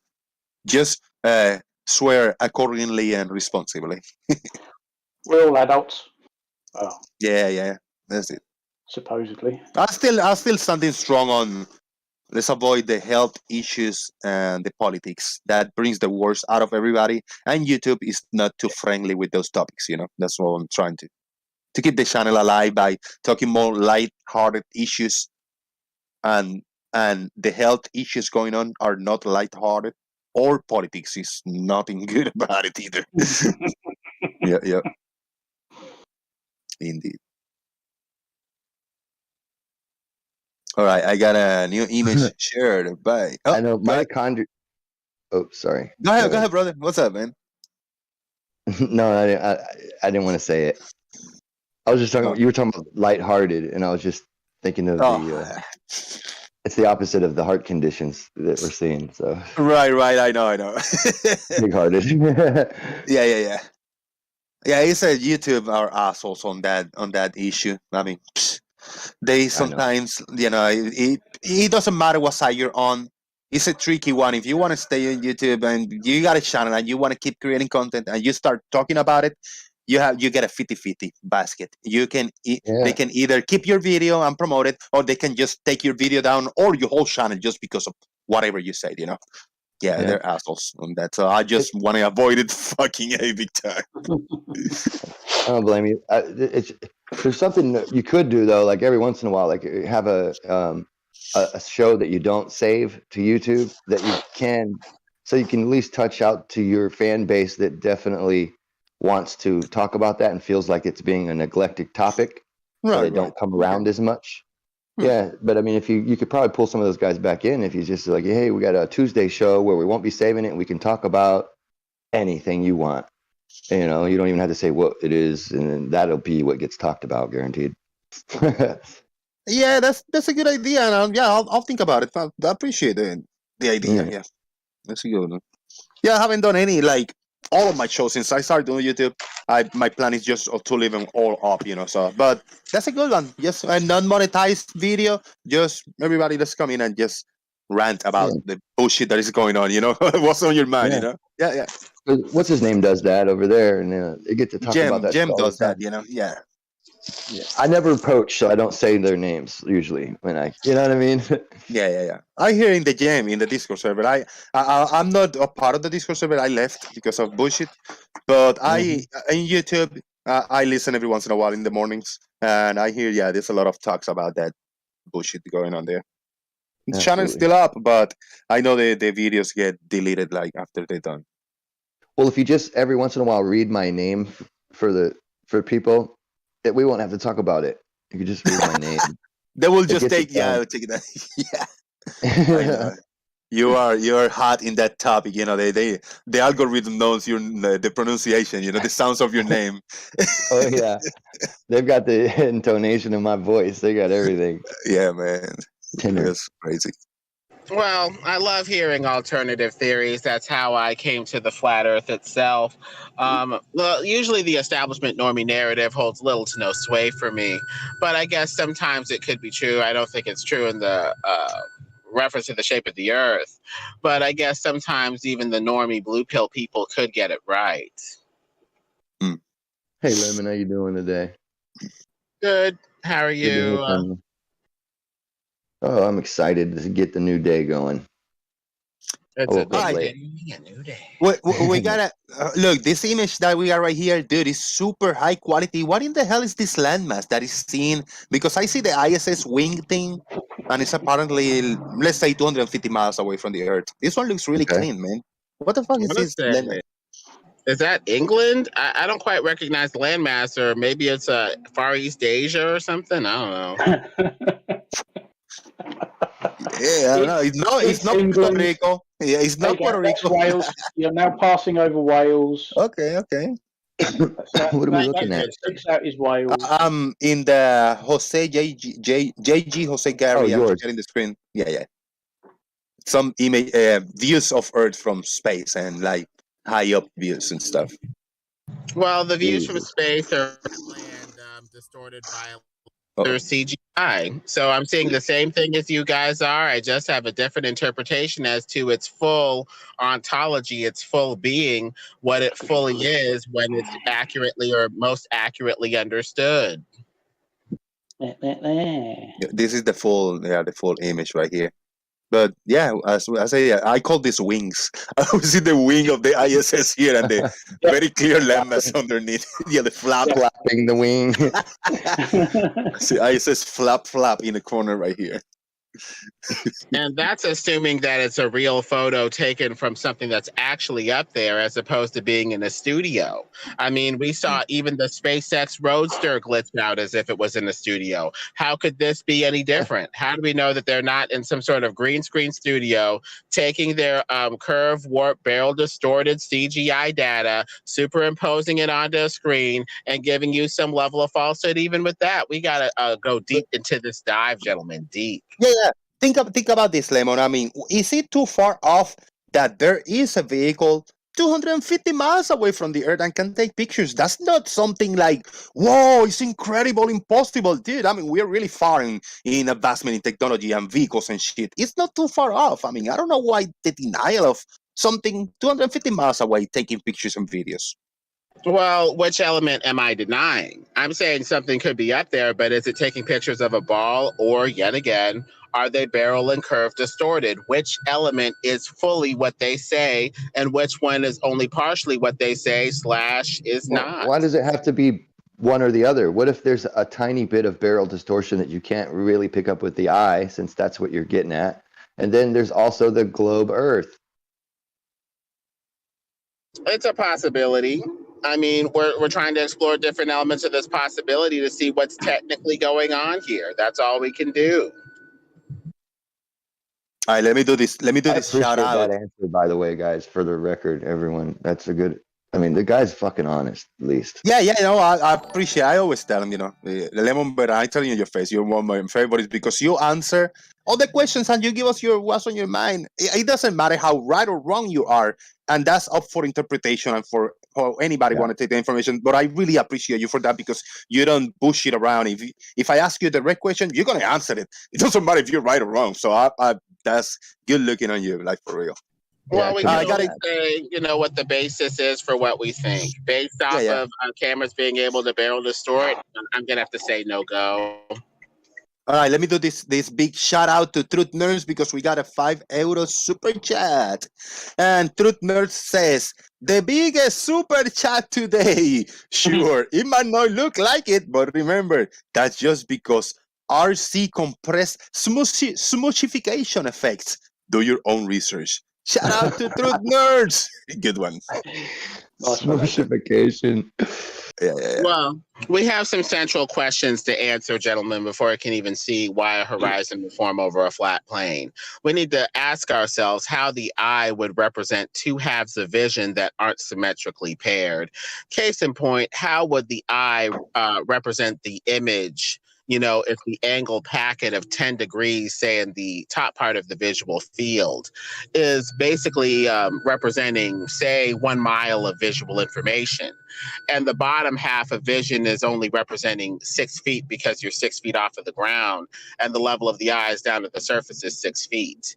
How would the eye symmetrically represent that? Unless we can answer that, as far as I can tell, the image would simply be dropped, since there cannot be symmetrical representation under those conditions. Lemon, you know what I got on screen right now?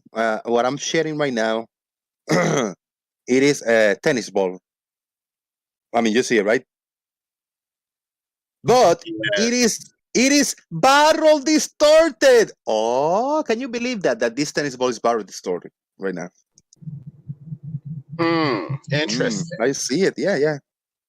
So you see, I mean, the argument can be made. Yeah, that globe picture on all these spherical, globe Earth pictures that we've been showing, they all have a little bit of barrel distortion. It doesn't change the shape. It doesn't make this tennis ball square. You know what I mean? But we have seen fisheye lenses take the visual scene and totally curve it into a sphere, even hanging over the ground. And so we have precedence for that level of distortion, making us very skeptical of what a fisheye lens, right? Presenting us. Right, but I mean, if you're not with a fisheye lens and you're still talking about a little barrel distortion, it's not the type of barrel distortion. It would be on the edges, by the way, of the lens, and it isn't really the type of barrel distortion, right, that you would see. I'm just saying, as if so to imitate you're looking at a flat we would need to see. What was I thinking? Oh yeah, the fucking the type of lens, the goddamn. So it's not what you would expect from a concave lens or whatever I'm trying to say. Well, the good thing about lies and deception is lies and deception like this Ball Earth are done by humans like you and me, and therefore taking similar actions to them, we can ferret out the falsehood quite easily. To duplicate what this effect was, we'd have to take something flat, like say a Gleason's map, photograph it with one of those fisheye lens and put black background around the curved and barrel distorted fisheye lens picture to see if we could duplicate the falsehood. I can guarantee you're not going to end up with a sphere if you do that. I got a quick question for you, Lemon.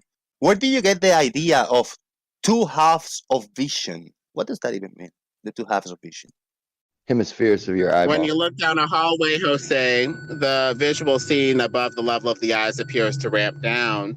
The part from the level of the eyes down to the surface appears to ramp up. That gives you at least 2 halves of vision right there.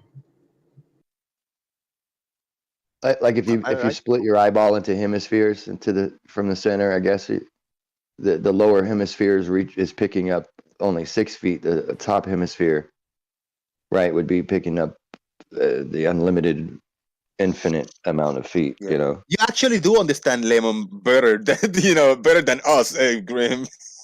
yeah. Well, that appears to be what we see when we look down a hallway. And so if we're going to derive principles to figure out why the horizon is forming over a flat plane, everything you need is right there, because obviously the 2 halves are not symmetrically paired with the amount of the sizes of objects and the optical information that they, comprise. The top half has limitless information compared to the bottom, which is bottoming out at 6 feet. So these 2 halves cannot be symmetrically represented by the eye. A horizon will form. Let me do a shout out to Big Blue. Big Blue is here. What's up? Hey, what's going on, Jose? Should I was gonna make a comment and pick a fight, but I don't know if I should make the comment or not. I should. Yeah, let me do it. Blue, do you think that Mr. Grimm understands Lemon better because of the conspiratorial nature of the way he thinks? Damn, Mr. Grimm. That's a good one. I will not be offended. I will not be offended, man. Right. Why would you want to do that to me? I'm just messing with you guys. It's just speaking on both of you. I know.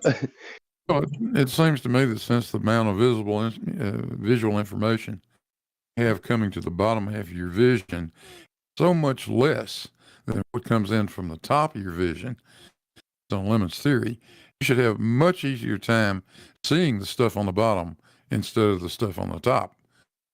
Listen. Which is correct. Like you say, more visual information is coming in from the top, less from the bottom, like you say. But the eye is not going to represent anything. That is not ought to disappear first, right? What was that? The top ought to be disappearing first. It's got the most stuff crowded into your eye. In that a way, the information that gets rejected.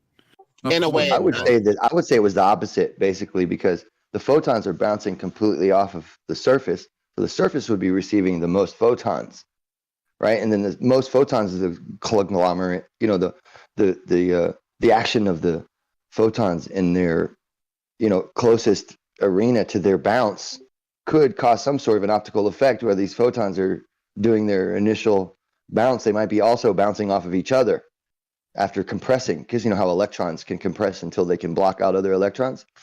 Well, maybe that's something that happens with photons, that they compress to block out other photons. Yeah, we don't understand that. Lemon, what is visual information? Can you define? That was a fun thought experiment. Thanks a lot, Shaiki, for trying to shit all over that idea. Let's think for a second. Ask the question. Hold on. Should be able to bounce 2 flashlights off of each other. We should. I mean, there should be some sort of a friction between light, right? Shaiki. Unfortunately, I've never been able to do that. I can't get a flashlight to bounce off the light from another flashlight. Well, we don't consider any parts of the flashlight coherent light, but we might consider some of the sunlight, coherent light. Some of it, right? I can't get 2 lasers to bounce off each other either. I don't know about that. I think there is some sort of interference with 2 lasers if there are magnetic fields present or something. Shaiki. Lemon, what is visual information? What you if they're ionizing the gas? Oh, for fuck's sake. I don't know if you can hear Chaiki, Grim, but Chaiki's trying to ask me what's visual information in my definition. It's the height of the objects that are represented by the visual field. A 6-foot object would look bigger than it would close to you than it would far away, because it's in a visual packet that is comprising more visual information based off of the size of the objects in that visual packet as it expands away from the eye. Lemon, sorry about that, Choki. The height of an object is visual information. I'm talking about what? It's the size of the objects. The 6-foot object is close to you, Chaiki, subtending, say, 30 degrees. But the 6-foot object far away is in a visual packet of, say, 1 degree to represent that same 6-foot object. And the 30-degree visual packet that you had close to your eyes that was only 6 feet now expands and now comprises a mile. With the from the level of the eyes down, this visual packet bottoms out at 6 feet. It can only represent 6 feet of information. That's it. I still don't understand. When I talk about visual information, I would consider light. You consider the height of the objects, and you consider how tall they are, and what that 10 degrees represents. Does it represent 6 feet? Does it represent a mile? Does it represent 2 miles? What height of objects is represented by that angle packet? I mean a total dark room, no light at all. How much visual information I have there? Oh my God. This doesn't really help us solve the shape of the Earth question at all. These are the sorts of questions that just distract and frustrate Well, if you're in a total dark room I and mean, if you're anybody back else of your wants to retina, answer, Chaiki I'll says take it. taking us down a dead-end alley. I'll take the dead end for a second. If you're in a total dark room, cosmic rays are hitting the back of your retina, you'll still see little sparks and flashes of light. Cosmic rays? Well, there is light even in darkness, Chaiki, but back to the reason why the horizon forms, Chaiki, you're 6 feet off the ground. So the max visual information that you're going to get height-wise from the level of the eye down to the ground, Chaiki, is 6 feet. That's it. The top half of your vision doesn't have that restriction. So I have the same visual information, amount of visual information when I'm in a dark room, or if I have light, you say? It's the same there too. Yeah. It's just dark. That's all. There's less light hitting your eye, but it's the same there too. Okay. I mean, Chaiki, what is that question supposed to elucidate exactly? Look, you talk about visual information. It would be about the horizon, being there in the dark and in the daytime. Visual information. That's all. Well, Chaiki, I'm going to define it for you the third time, because you've been in discussions where I've defined this, as far as I can tell pretty clearly.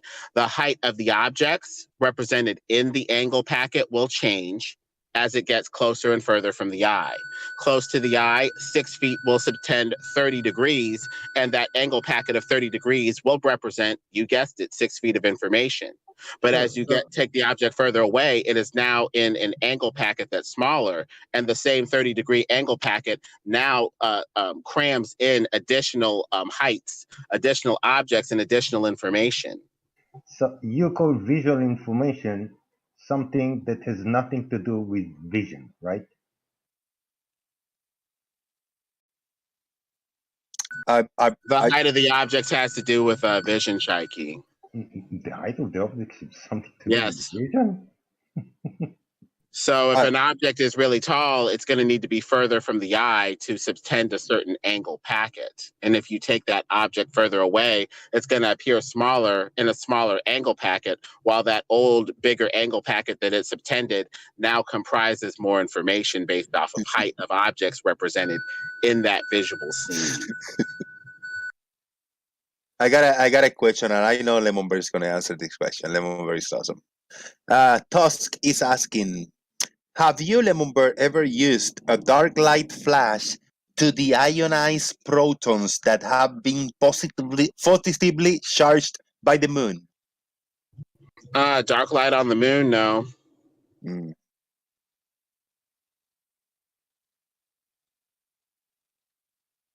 Thank you. That's sweet. Can you tell us what the fuck an angle pack is? That's Meraki asking. The size of the angle.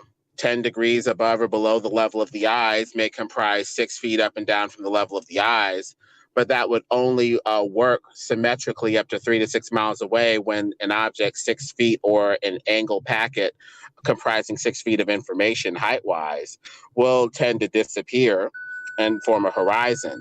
At that point, the symmetry between the top and bottom half of the visual field ceases.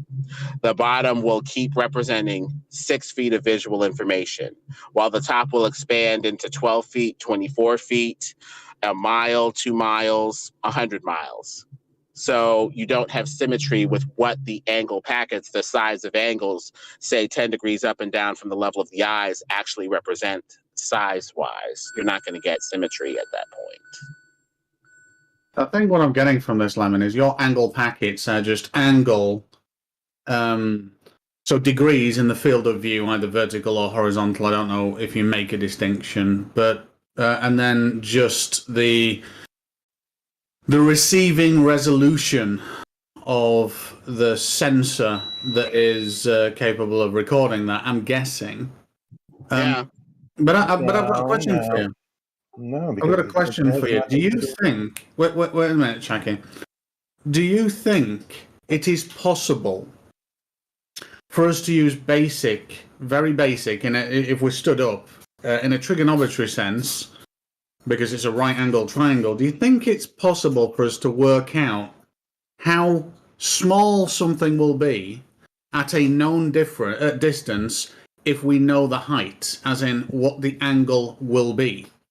Only if it is centered in the field of view. Only if half of the object is above the level of the eyes and half of it's below the level of the eyes would those idealized relationships apply. If you're too low to the ground, especially from the level of the eyes up, it will tend to set dramatically and be cut off because of the asymmetry what height of object is represented in these angles, top to bottom. Let's go back and take it one step at a time here. So I have a vessel. It's a boat, and I'm stood 6 foot high on the shoreline.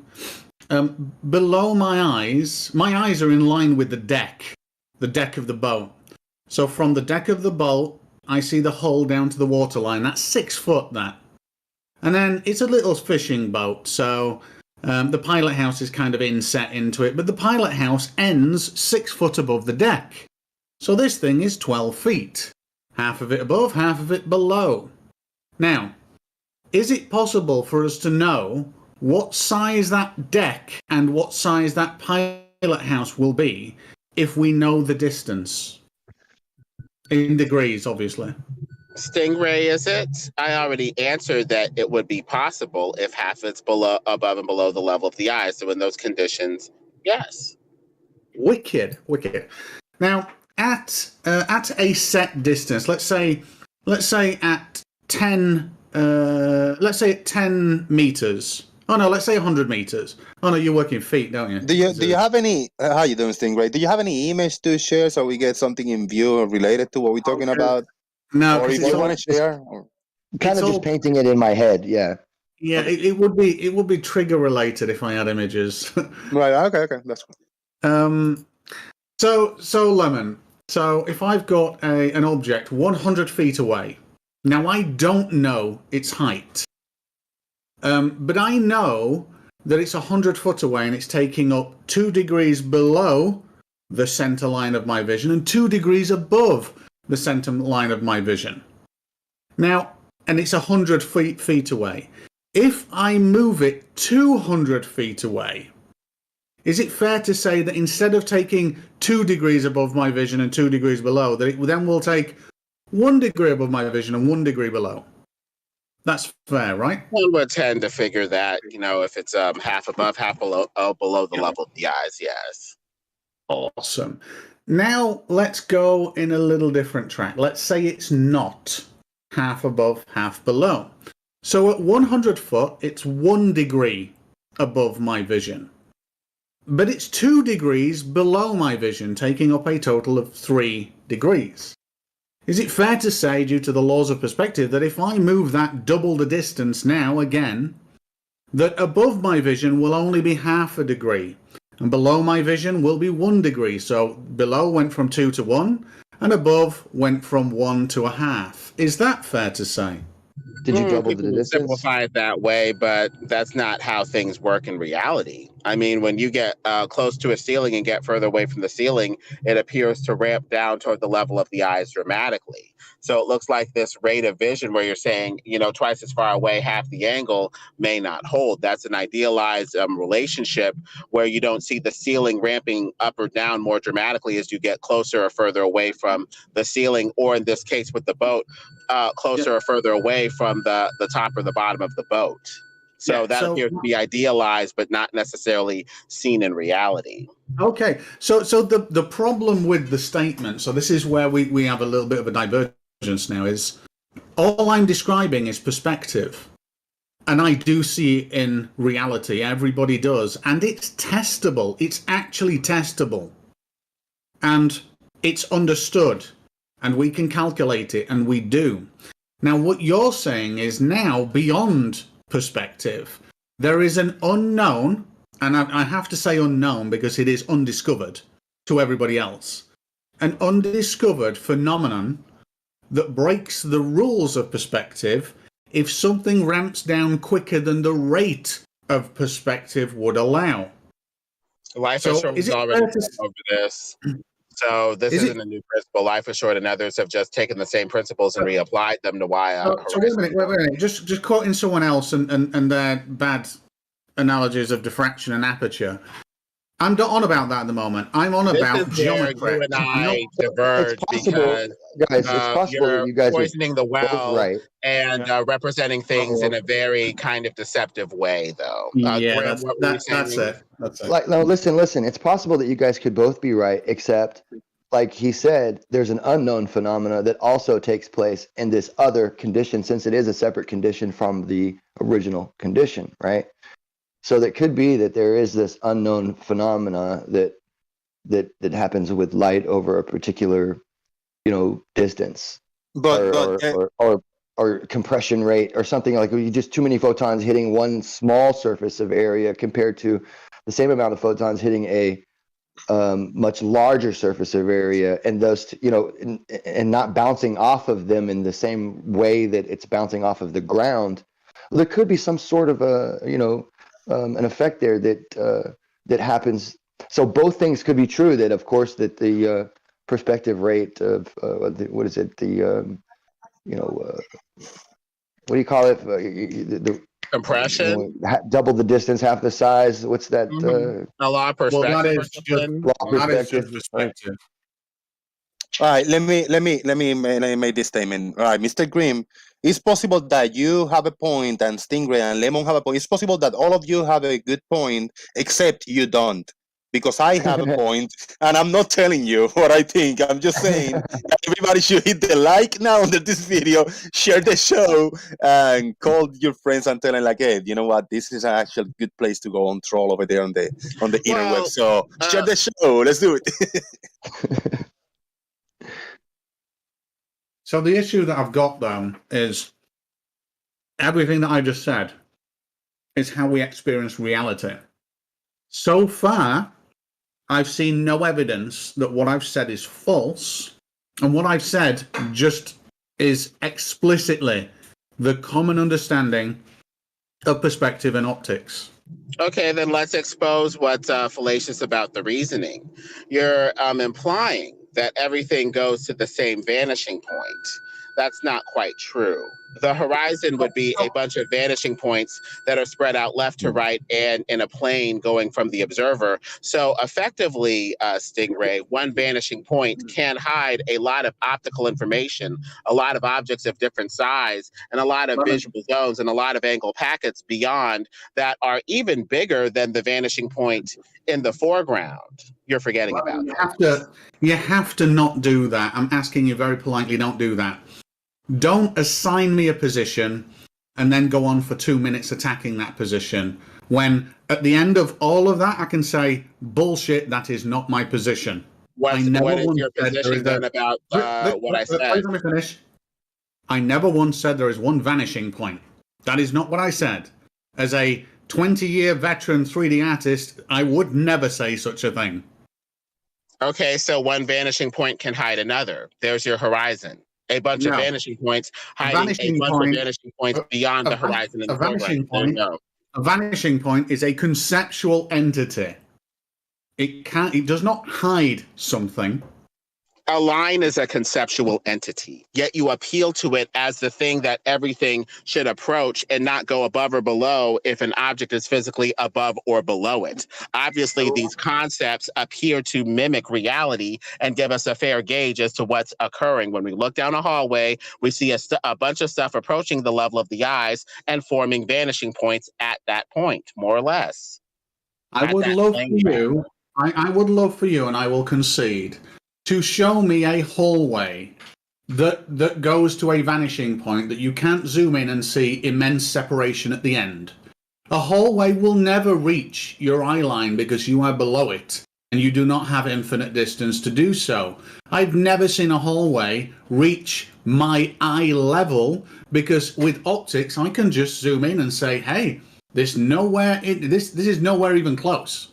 I would need another 3, 4, 500 miles for this to even get close. So, no, you are dead wrong in reality. If you can provide evidence, I can provide loads of evidence right now for that fact. Can you provide any to say that the end of the hallway? Video, and also we have consistent principles thing, right? Whereas you do not. Let me just finish asking. But Can you provide any evidence? In rhetoric, and I try to come back at you with dialectic, then you fill up half of the airways with rhetoric. Yeah. It is extremely I thought annoying. he said I would walk 500 miles. Do you think that you could just keep it dialectic and just cut out the rhetoric, please? Because it wastes a lot of time when I want to respond. Brilliant. Okay, brilliant. Your claim is, just so that I'm clear, your claim is quite simply the following. A hallway will ramp up and ramp down and meet at eye level, and that's it. Can you show me that happening where we can't just zoom in? Video. Now, if I could get with another principle to help elucidate what you're talking about. No, wait a minute. Okay. Can you present the airways with this rhetoric, and I can't even elucidate a principle? God. Anyway, a 6-foot object, Stingray, will vanish. One bit of evidence. The same principles apply. Just one bit of evidence right now that we can show on Jose's show to see this hallway that does this. Life of Shorts videos. You want me to put one in the chat? Fine, whatever. Hold on. No, I want you to show one piece of evidence and explain it. Just one piece of evidence and explain it. Don't give me a rhetoric video because that's ridiculous. And you're asking me to believe some dickhead that doesn't actually understand camera aperture. Into the surface. And you're asking me to take the word against Leica, the people that make lenses. And I talk about how the horizon dude on the internet that doesn't even know you can keep going with the rhetoric, but they don't talk about how the horizon forms. Alter what you're saying is relevant. Dimensions that. You're asking me to take the word of someone that doesn't realize that the dimensions of the aperture actually have a very real difference on the last lens element in the perceived field of view and thus the height. That's all that happens in that video. And that's only. That's it. And that's I don't know if he's saying take their word. He might be saying just look over their ideas. No, I have, Grim. I absolutely have. Okay. That's what I said. So my last statement there was exactly that. The dude in that video uses an iPhone and a camera and doesn't even understand that the iris, the aperture, the way that it changes with the blades actually increases. Now, on very shitty, cheap lenses, the aperture, you have, so on expensive lenses, like a Canon L series, you have an aperture that changes with focal length change. It doesn't change with focal length change. On some, both are tied. And that's why they have a range of aperture. Now, the dude in that video, that Life is Short dude, doesn't even realize that the aperture changes the last, as in the furthest one away from the sensor, lens element. It changes that so you can actually see more or less based on the aperture. It's utterly ridiculous. And even if it wasn't, that's one person against Canon, Leica Geosystems, and all the experts in the field. And I'm really sorry. He's got nothing. And science has everything. So I was asking Lemon, and it wasn't even that claim. It's a hallway where the top comes down and meets the bottom. Show me a hallway. And the worst thing, Lemon, is the following statement. the worst thing is the following statement. This rhetoric needs to be responded to. Please find a way to shorten it when you're done. Thanks. All right. This is my statement. You have to explain how the ceiling of the hallway actually comes down and drops below the floor in our vision, because that's what happens in reality over a curve that is apparent. It doesn't physically do that. The eye simply cannot give you 2D representation, and as the angles go away from the eye and take in more optical information, things appear to ramp. They ramp to a point where you cannot make a 2D image on the object because you're too close to the surface. That's it. Right, so it's the proximity to the surface that somehow interferes with the lens.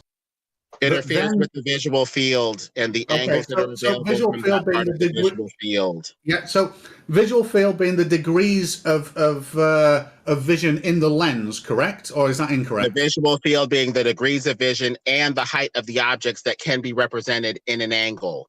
Okay, brilliant. Do you have any evidence of this occurring? And how put it in the chat in the Daily Boom. It's Life is Short's concept for vision. He shows a light over the lake appearing to merge with the surface simply by getting close to the flat surface. Yes, that's to do with aperture and diffraction, and it's actually to do with the non-uniform. It's to do with the non-uniform capture of light due to the aperture. We actually just call that, based on focal length, depth of field. It's not magic. That's not what I'm asking. Why the horizon forms over a flat surface. A horizon forms over a flat surface because you look at an edge. Now, just like a table has an horizon, just like a football has a horizon. Down and the floor ramps up. These two zones make a line in the middle, even over a flat surface that obstructs what's beyond. Right, so is it, I'm trying to get to the bottom of this now, Lemon, is it the proximity of the surface and the height of the object? And if that's the case, how close do I need to be to a desk? And how small does that object need to be? And how far away for me to demonstrate it right now? The general principle appears to be if you're below the halfway point on the object and as far away over a flat surface, far enough away, it will merge with the surface and appear to be obstructed. Bottom up, that appears to be the general principle. Now, these generalized principles may not marry reality to perfect math and stuff like that, but that appears to be the general principle. Okay, so is it fair to say that if I set up a camera where I've got an object and I'm actually below the center line of the object, that it will absolutely disappear really quickly, really fast from the bottom up? Most of the time, those would be the conditions, barring refraction and other rescue devices that the Globers use that we could just as easily use for a flat surface. That would be the general principle, yes. So, quite literally, anybody could do this on a desk with a small enough object and being close enough to the desk, correct? If it's far enough away over the flat desk, sure. Nice. And what is that distance? What's the relationship of that distance based on the height of the object? Over the general relationship of whatever distance of the height of the object divided by the distance of the object, equaling the tangent of roughly 0.02 degrees for the angular resolution of the human eye, roughly. This is an idealized math situation, gentlemen. It doesn't necessarily apply 100%, but generally, more or less, that's it. All right, because this seems really simple to test, and now I'm just curious how hundreds of thousands of people and only the elite intellect of Flat Earth have actually discovered this. Well, in response to your rhetoric, it's because people are too busy protecting their careers, and they're not able to be imaginative without being fired. That's basically the answer to your question. You give me a little break in here to do a big shout out to, we got super chatting coming. I really appreciate a lot. Earth is Live. I'm just clicking on somebody. If you need Rolls Arma, no, you get. Big shout out to Earth is Live with a $5 super chat. Thank you, Earth is Live, for your support. Appreciate it. How come Life is Short hasn't made a video in 2 years, Lemon? Damn, that's the last he have done? That's crazy. He's busy, and if he got the Brian Mullen treatment with zealous Globers and zealous NASA aficionados calling his job and trying to get him fired by any means necessary, he might, pipe down a little bit in the face of such Globe censure.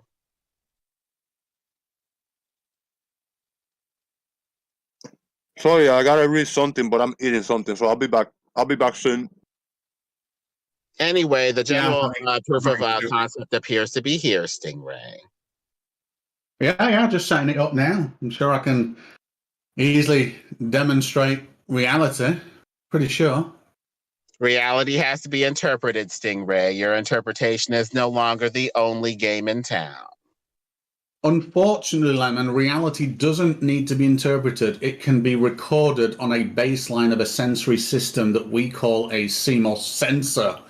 It can be done many times and taken from many different reference points. And the reality is what the sensor sees. That's the reality that I'm on about. No interpretation. It is digital. It is explicit. But saying something like that is as ridiculous as saying that the obviously warped fisheye lens picture is an actual picture of a curved ball globe reality. We still need to interpret what is being presented to us and what exactly we're seeing. I got that comment. I need to read it now. Bro T Gotti 6. That's a very well observation. But how can it be possible? Because Gotti himself says that my viewership was stagnating even as my sub counts was going up. And is Gotti ever wrong? Oh wait, sorry, my bad. I shouldn't even read it. Shout out to 75 people watching that we hit just a minute ago. This is still a small channel, you know. I just hit 1,000 subscribers a few weeks ago. I haven't gone past 120 subscribers. 75 people watching by the numbers, by the percentage. It is awesome, and I am glad that I am able to provide this place for people to come in and do what we're doing. Just hang out in the chat box and over here in voice, trolling responsibly each other, having the discussion of topics and stuff that we it's entertaining, you know. We're interested in it and it is entertaining. So big shout out to everyone here. Well, the horizon is a bunch of vanishing points that are spread out, gentlemen. That's giving you the horizon. You take one vanishing point for a 6-foot object, you get the vanishing point for that object. You get the vanishing point for a visual zone that is the same length as that object as well at that point. And basically, when you extend that point to the left and the right, guess what you get? A line. And when you extend it infinitely forward, guess what you get? A plane. A vanishing point plane, or rather a vanishing plane, that hides a lot of visual information over a flat plane.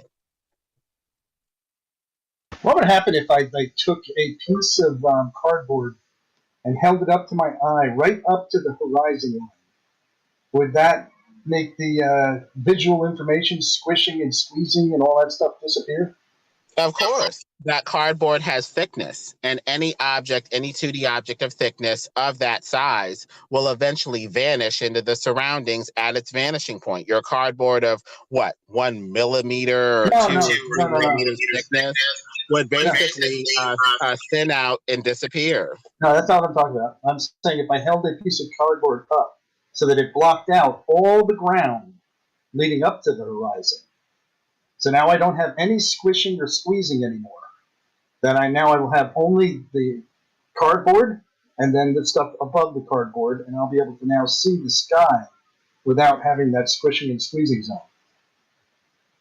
You will still have smushing. You'll have smushing of the cardboard itself, and these idealized lines are 2D objects that are still going to smush up and down, even at the cardboard level. You're just going to have a really confined level above the cardboard. Even if you try to make it perfectly at the cardboard, at that point, the cardboard itself would be divided and compress into a new vanishing point. The cardboard itself, your visual eye level, your eye line, will compress itself and disappear.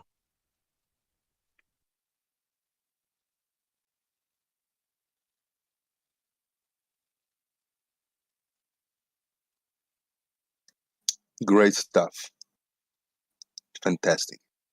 So as we see Extra J, dielectric magneto-angular philosopho-compressionalism combined with really neoplatonical etherized quantum criterianism, whatever that is, results in perceived hyperbolic paradigmatic phasing, oh my God, of electrostatic flux to explain away what looks like curvature.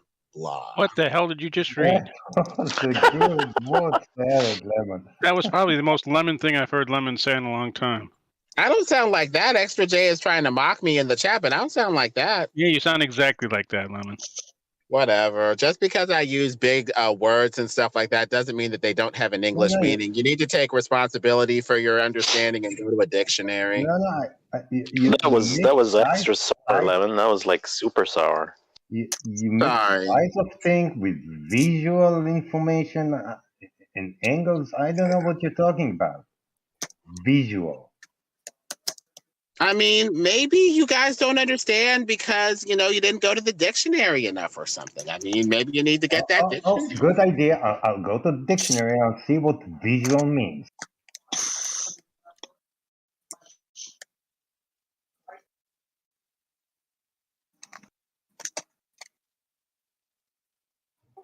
That's the same concept. Hold on. Related to seeing or sight. Boom. It really doesn't make a difference, Shaiki. It does. No, it doesn't. You ask questions that go nowhere, and then I don't even know why you're asking them. And I don't see anything. There's no visual information, Lemon. The information is there, Shaiki. Is there. I just don't see it. The information is there, Shaiki, but not processed. And when it's not processed, I'm sorry, Shaiki, no 2D image. Just because photons are hitting your eye doesn't mean that they're processed into a 2D image. That's your fallacy. That's the fallacy of the Globers, that they say this light is available over a flat plane. It needs to hit the eye and be interpreted as a 2D image. We see how fallacious that is with bacteria. Bacteria that have light coming off of them and hitting the eye just like everything else, but are not processed by the eye as a 2D image. That's fallacious. Well, I'm glad you said light finally, because when you say light, I will agree about visual information. Not size of things, not angle of things, light. There's still light even in the darkness, not much, but there's still light there. When your eyes get accustomed to the darkness, you can see light that was there before that you weren't quite noticing how you were processing. Really? I want to see you walk in a dark room and not bump into things.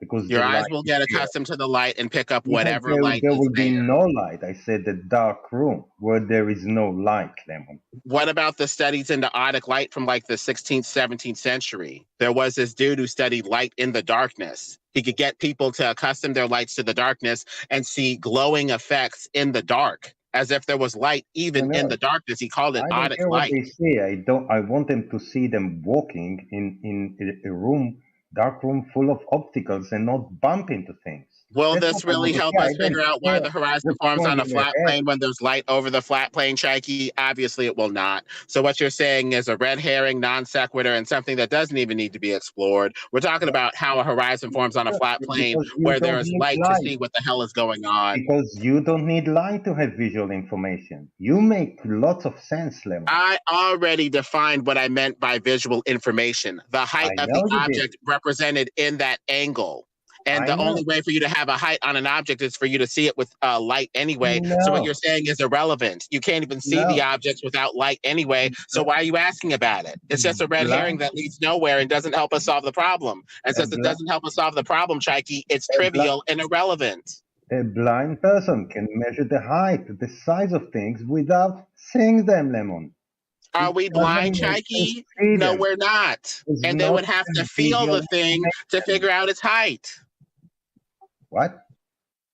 A blind person doesn't have those visual cues, Shaiki. Red herring yet again. We're not blind. And Shaiki, for them to figure out the height of objects, they would have to, I don't know, do echolocation like a bat or like Daredevil, or they'd have to feel the object. Well, right, but blind person has nothing to do with vision, yet he can measure the size of things. So yeah, if he can feel it and get echolocation or something like that. Visual information, Lemon.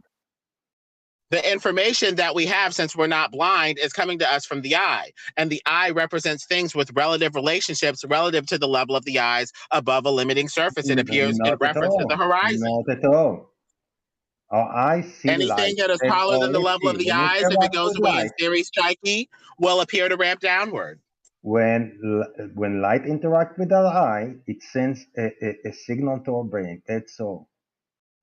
But Chaiki, you're not applying the principles in a way that helps us solve the problem. Anything of a certain height that is above the level of the eyes, height-wise, will appear to ramp down as What it does goes the away in eye care series. about If you line height? up a bunch of them going away in series, they appear to ramp down to the level of the Eye eyes. does not care about height. It cares. Obviously, it does a looking down a hallway, Chaiki. What are you talking about? No, it cares about did light hit here or did it not. Does not care Chaiki, about that's no height fallacious. things. The light hitting the eye has to be interpreted into a 2D image. No, it does not have. Your principles don't follow, Chaiki. And since we're talking about this idealistic math theory of yours, we need to double check the principles for consistency with thought experiment, with actual experiment, and double check ourselves for consistency just in case we're missing something. A light is only a light receptor. It responds to light. There's a layer at the back of the eye that holds cells that can respond to light. It doesn't care which direction you're looking or how high you are off of any surface. It only cares about receiving light. I got two comments to make. First one is really quick. I have been sharing the Stingray screen share for the last 2 minutes, and I got a big shout out to Anamorphic Mind because he just supported the channel with a $5 super chat. Lemon just need to leave his left brain blue pill mind and take the red pill to be open-minded to alternative theories like the possibility of a globe. Shout out to Anamorphic Mind.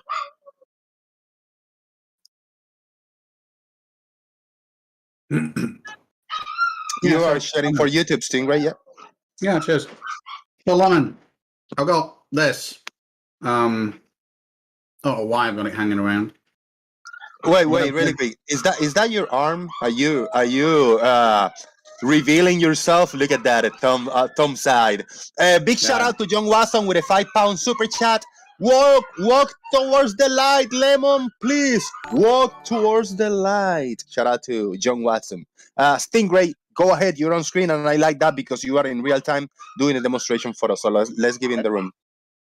So, right now I've got a camera here, a fair distance away, and it's aligned probably to about the barcode. And I'll focus this a little bit, and then we'll zoom in. I'll show you. Travis Vision? Sorry? I said, what is this, Travis Vision? So, well, there's artificial light in here, so the aperture's quite open. But I've got the aperture fixed, so it isn't going to do a life is short fuck up. So, what I've got here is I'm aligned approximately to this, just underneath this barcode. This is my desk. Now, under no circumstances can I move this away at all and not be able to see all of it because I am above the flat surface. It doesn't matter how far away this goes. Geometry says that this will never disappear. Optics say that this will never disappear. Perspective says that this will never disappear. Everything that we know in our scientific knowledge says this will never disappear. Now, there is a prediction, though, that we can make, and that's when this is on a curve. Because something very important happens when it's on a curve. We actually get this surface here in front of it, occluding it. Not only that, the most important thing that no one from the Flat Earth has ever explained. This object diverges away from perspective and goes downwards. So the top of this, or the center line bit that we're aligned to, which is about underneath the barcode, actually goes below where it's supposed to be. It physically moves down, but it can't. It can't move down because the flat surface is here. So we've got a problem. And that's a problem that Flat Earth needs to reconcile with demonstrations, not fuzzy logic about aperture changes and focal length differences. That's ridiculous. Flat Earth, you're going to have to prove with demonstrable things like this. With test conditions. There it is, really far away. And fully visible because I'm still above the surface.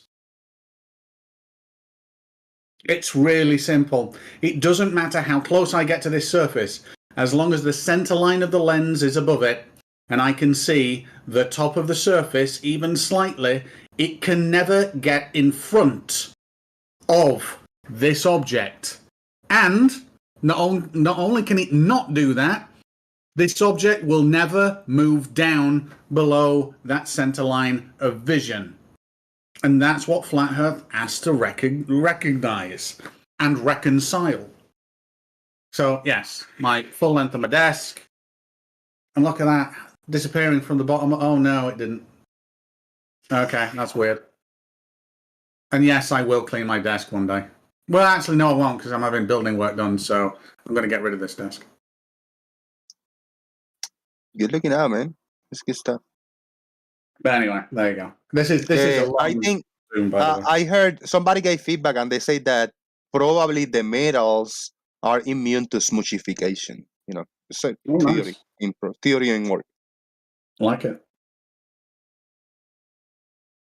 Thank you very much. But there is, but again, just to summarize, there is a prediction based on a curve, and simply a curve of 1 degree over 69 miles, which does match reality all the time.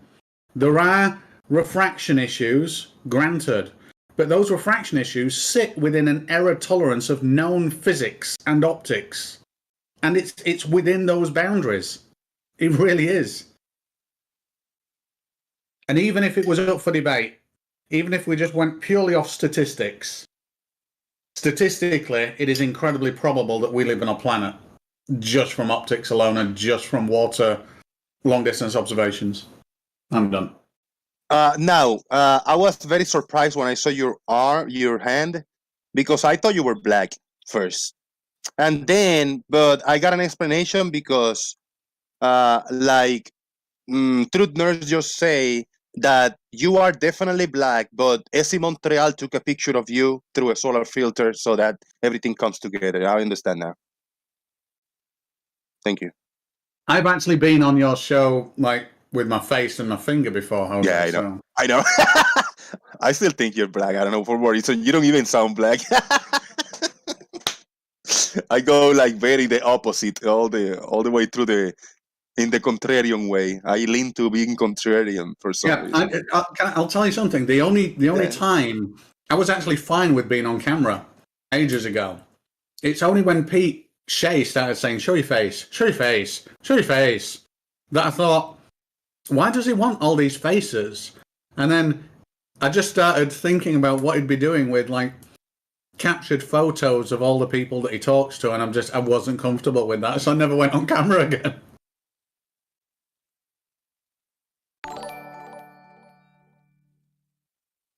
And Lemon left. Great.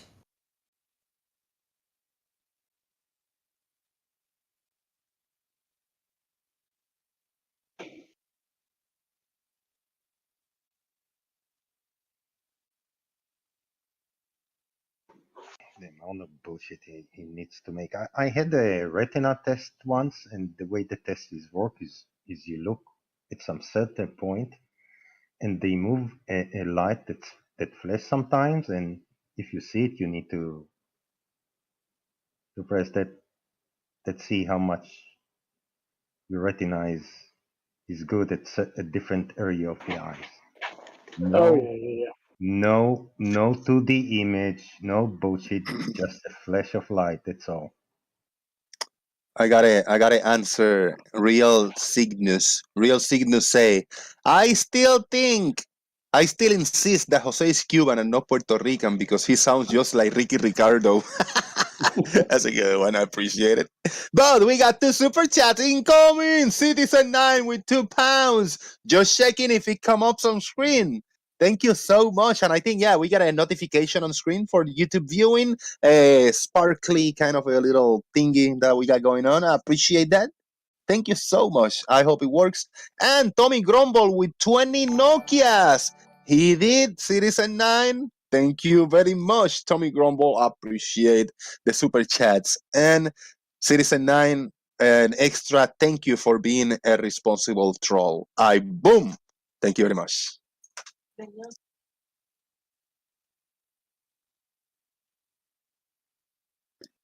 I'm sorry. All right.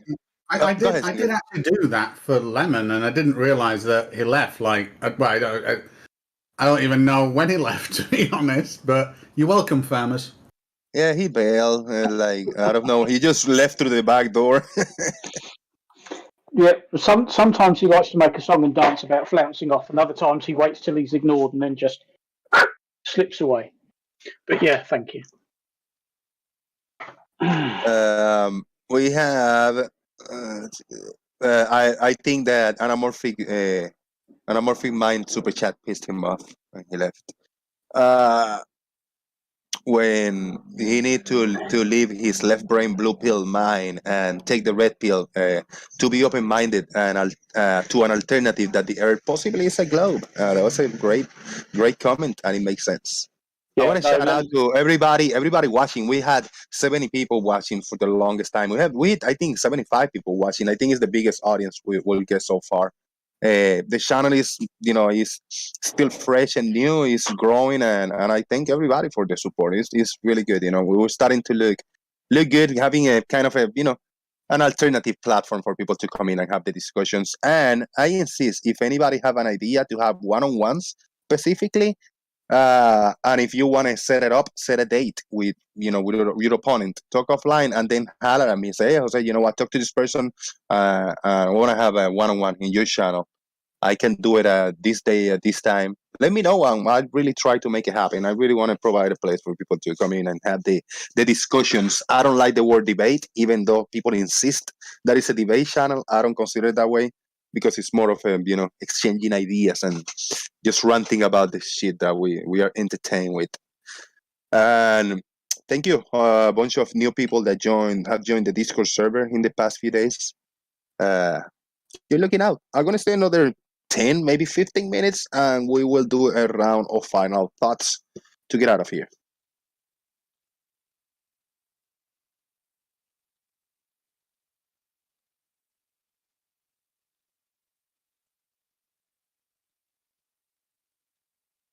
So far, so good with channel. We grew really quick. I don't understand how I picked up 1,000 subscribers in a few months. I don't get it. That's good because yeah. From what I've seen posted in the comments of some of your streams, I think there's still quite a few people who hadn't realised what happened to your old channel and that you'd got a new one. Right, and it's telling that it's telling that your subscribers came back, because that must mean that the subscribers you had were engaged and actually interested in what you were watching. Yeah, they were legit people that actually had real interactions. Yeah, that's good. I've seen quite a few comments recently. People have sort of said, "Oh, didn't realise, blah blah blah. I've subscribed." So exactly, yeah, and a lot of people that weren't subscribed to my previous channel because of X or Y reasons. Maybe they were subscribed earlier in the channel and they left for me being an asshole or whatever. And I'm glad that they are back and they see that we all evolve, and that happened a few years ago. Whatever issues happen around, and hey, it is what it is. I kind of shit get into our nerves sometimes, and we take some actions that I regret sometimes. I regret that I took some action sometimes, but I won't change anything if I had to do it all over again. You know what I mean? But we all change, we all evolve, and this is it. This is good, man. Just a place to hang out. As I say, it's not a big deal.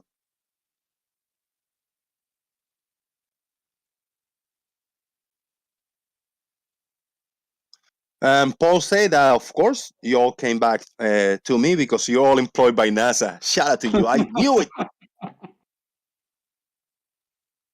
Don't tell everyone. They'll think they were right all this time. Indeed. Yeah, I got to make now some adjustments on my main page on the channel to start adding like the memberships. I'm going to start. If you have content on your channel, I will put your channel up as recommended in my main screen. You just got to scroll to the side. And if you do not have any content and you are a member and you want to get subscribers for some reason, just let me know and I'll put your channel up on screen too, just for being because you'll give me up with a membership. But if you don't have any subscribers, I don't I don't know if you are interested in getting subscribers without content. But if you do have content, I will definitely put your channel up on screen. It makes sense, right? It's fair. Yeah. Yeah, and right now, and I did added a few channels that are not memberships, but still, it's a channel that I watch and I enjoy the stuff they do. So good.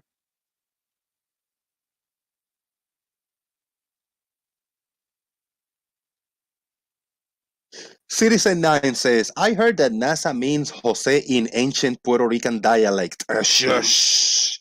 Shush. Blimey, you really is spilling the beans. Good grief.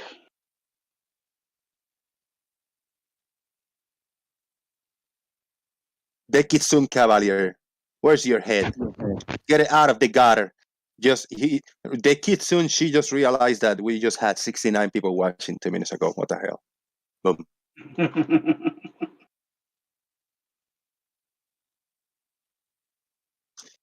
This was a fun show, man. It picked up little by little. It was really good build up. Yes. Bit slow burn and then whoosh. We found out that each of our eyeballs has got 4 lenses in it. It's incredible. I had no idea.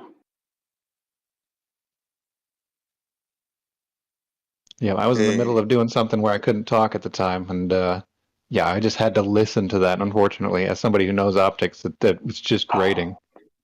Oh, yeah. It's just like, really, does he sit there and just come up with wackadoodle ideas and make a note and go, oh yeah, that sounds real bollocks. I'll trot that out next time. Well, there's no way that was prepared ahead of time. Probably not. I'd eat job to tell with that one. Some of it's obviously, well remembered. If cows have 4 stomachs, then our eyes can have 4 lenses, huh? No. That sounds like Bev logic. Shout out to the nerds. That's good.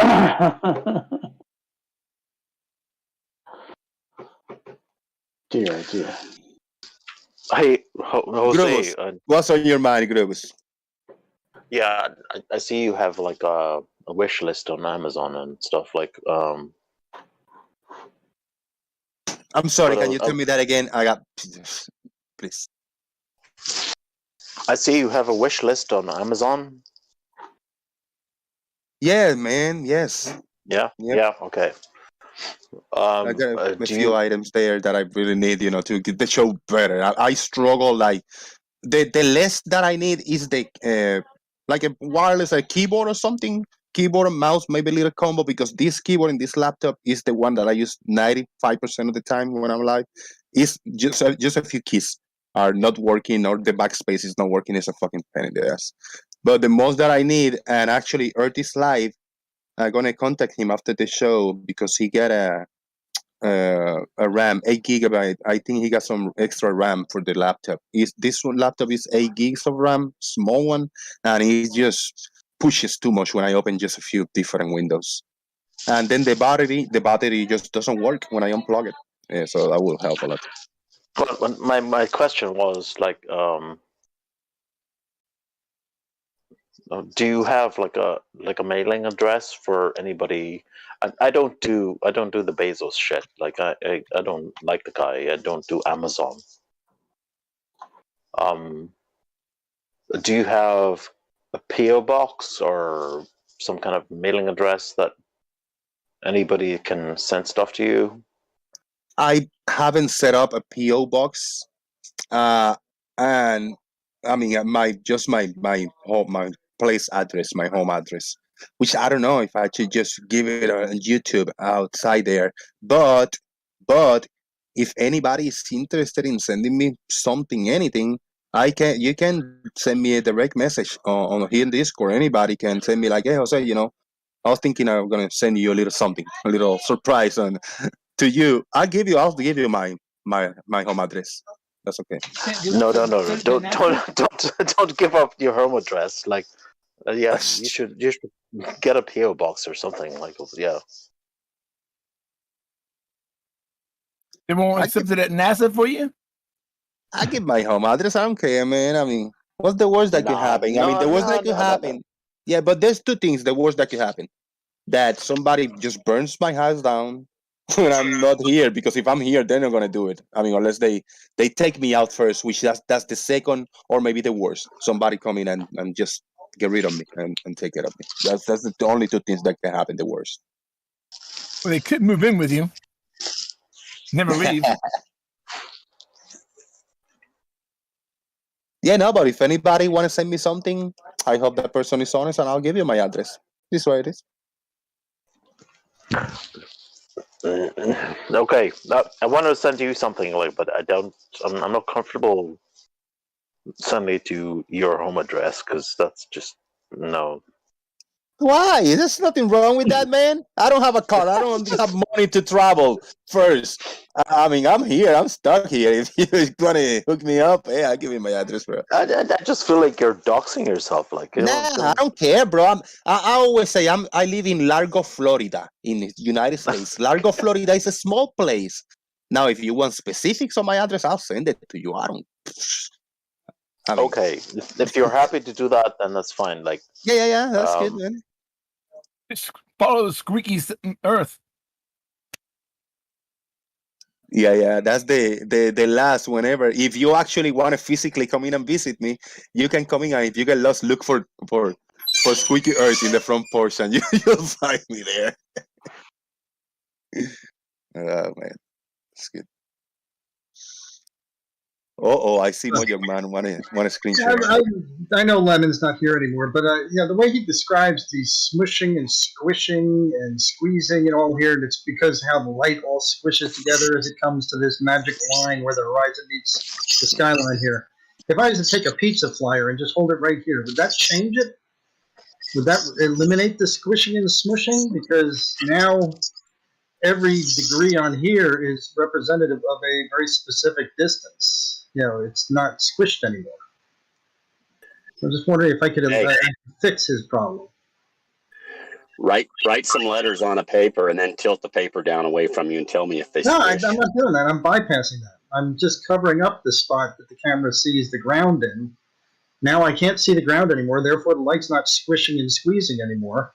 Does that solve the problem?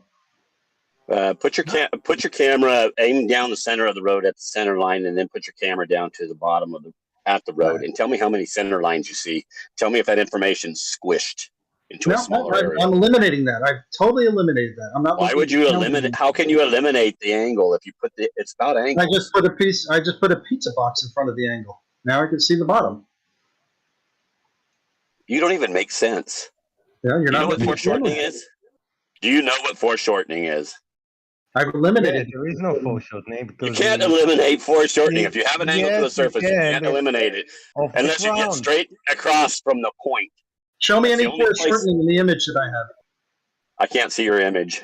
Oh, okay. It's on the. If I hit the join stream for it, it will everything will start roboting. Oh, then you shouldn't be talking because you don't know what I'm showing. So I am parked right now.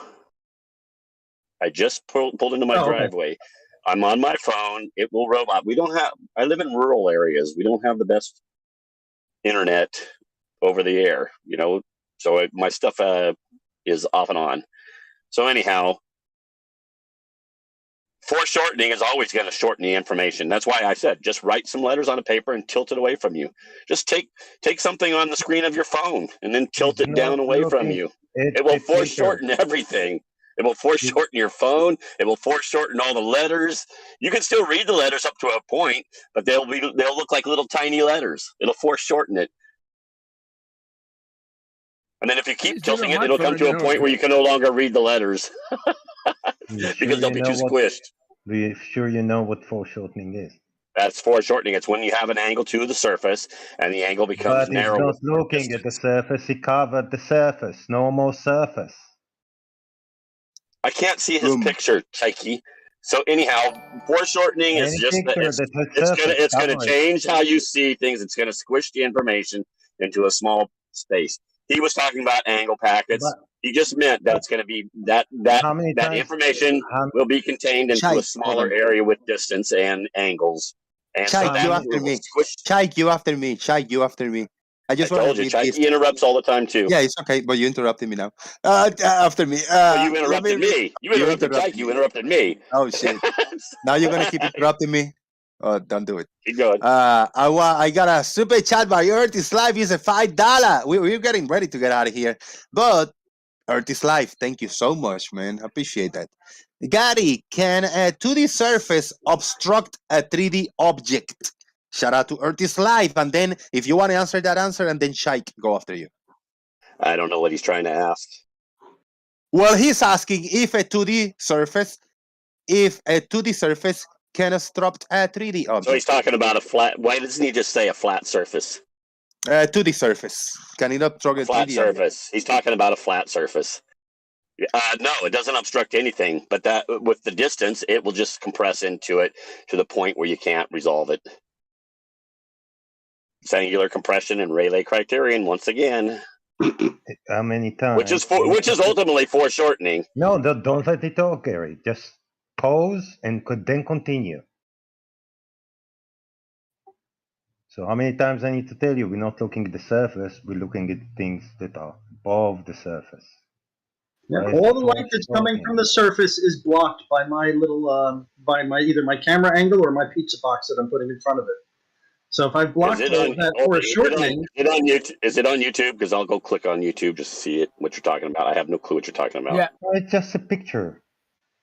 Okay, I have to see the picture. If I click on the stream here, I'll robot. I can go to YouTube. I'll be right back. Moya, do the picture. I'll screen grab it.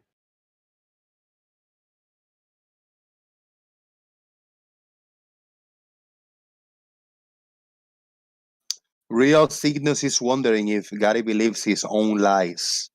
He really think he might. That's not my comment. That's not the way I think. I'm just asking. I'm just saying another person's point of view. Yeah, and also keep in mind that an object that is perpendicular to the surface is not going to be foreshortened like that. If you're looking at an object, end on to that surface, if your line of sight is perpendicular to that surface, then there's no foreshortening involved. yeah, I mean, it seems to me like the light coming from the ground only comes from the ground and hits the sensors in the camera that it hits in the camera. And Yeah, there's foreshortening to the top of the building. From above the ground and hits the camera from above the ground on the sensors that are in the area above the ground. There's no squishes.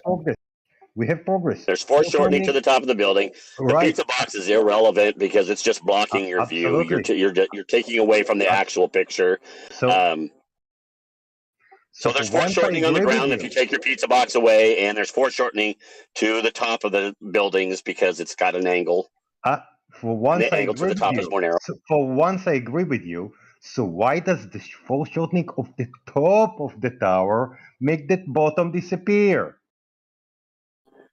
It has nothing to do with the top of the tower making the bottom disappear. It's the angle. Why does the bottom disappear? Okay, Chikey, you want an answer. You guys don't like when I interrupt. Okay? So we all know that on the horizon, people don't like to measure things like stars, right? Because the angles are too compressed at that area, right? So you don't get accurate measurements. The same thing at the bottom of the building because you're standing on the ground, right?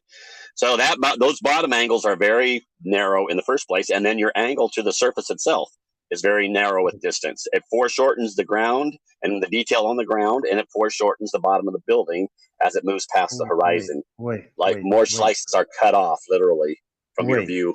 Wait, just a minute ago, you said top of the building is foreshortened, which I agreed with you. To some extent, it is very little, but some extent. Now you tell me both the top and the bottom are foreshortened. Why? Because you're standing on the surface, so your view to the ground is foreshortened in the distance. I'm not interested in the ground. The building is okay, you're interrupting again. I'm going to take note of all these interruptions that I get interrupted by. So pay attention, Jose, and see that I'm not the only one who does this. So anyhow, you have an angle to the vertical up the top of the building. That's an angle.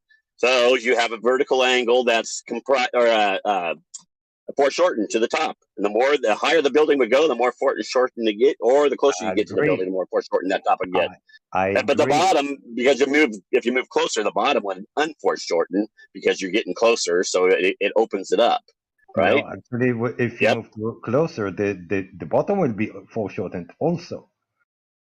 No, it would be less foreshortened than it already was. And the top of the building would actually become more foreshortened as you get closer.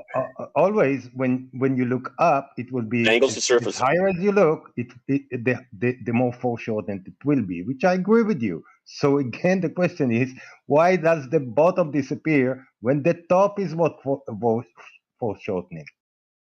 Because the bottom of the building is contending with the ground surface. You got angular compression and Rayleigh criterion. 2 points meet. I'm not looking. You can only resolve one. It doesn't take the whole. Okay, you're interrupting again. You want answers, and then you want to. The ground, which I'm not looking at. What is that? 4 times now, Jose? Are you paying attention and counting? It will be 100 if you keep mentioning the ground. I'm not looking at the ground. I don't care about the ground. Pay no attention to it. Why wouldn't you pay attention to the ground? It's part of your field of view. You can eliminate this field of view. No, you can't eliminate your field of view by covering it with a pizza box. Yes, you can. That's ridiculous. That's stupid. Why not? Come on. You know better. Okay, you're the one who supposedly understands perspective? It seems like you don't know that. No, I do. The pizza box doesn't have anything to do with it. You're just totally destroying a picture. You're destroying the perspective.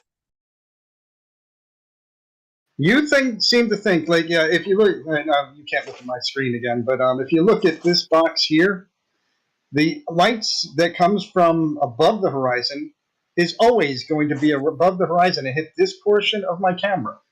The stuff that's below the horizon is always going to come from below the horizon, all this land over here, and will come and appear on this part of the camera. There's no smushing in between these two pixels, for lack of a better term. I'm looking at your. Can you hear me? Yes. Are you looking at my screen? Looking at your picture. I'm looking at the water. I'm looking at the buildings. I'm on. This is YouTube. Maybe I'm behind. I don't know. I have my image of the skyline with the boxes next to it, and I'm pointing to this box. Maybe I got to advance the YouTube. It might be behind. It's just buildings and water. Red box and this blue box. There's no. I just see the YouTube might be behind a little bit. All I see is buildings and water. YouTube is behind like 30 seconds. Yeah, if I click on the other thing, everything will start roboting. So. As far as I don't know, 30 seconds should have elapsed by now, but you see on the right-hand side of the image, you'll see a bunch of boxes. I already clicked off YouTube. Oh. Okay, I'm just going to make one last statement. When you have your field of view, you have 2 things that affect how you see things in your field of view. You have your general field of view, which we all know it's like looking down a hall where things converge towards center as they move away from you parallel, right? Anything that moves away from you in a parallel manner will ultimately end up in the center of your screen with distance, right? We know that. That's one thing. Now, where those objects are is because of the placement of the angle subtended from the objects to your eyes.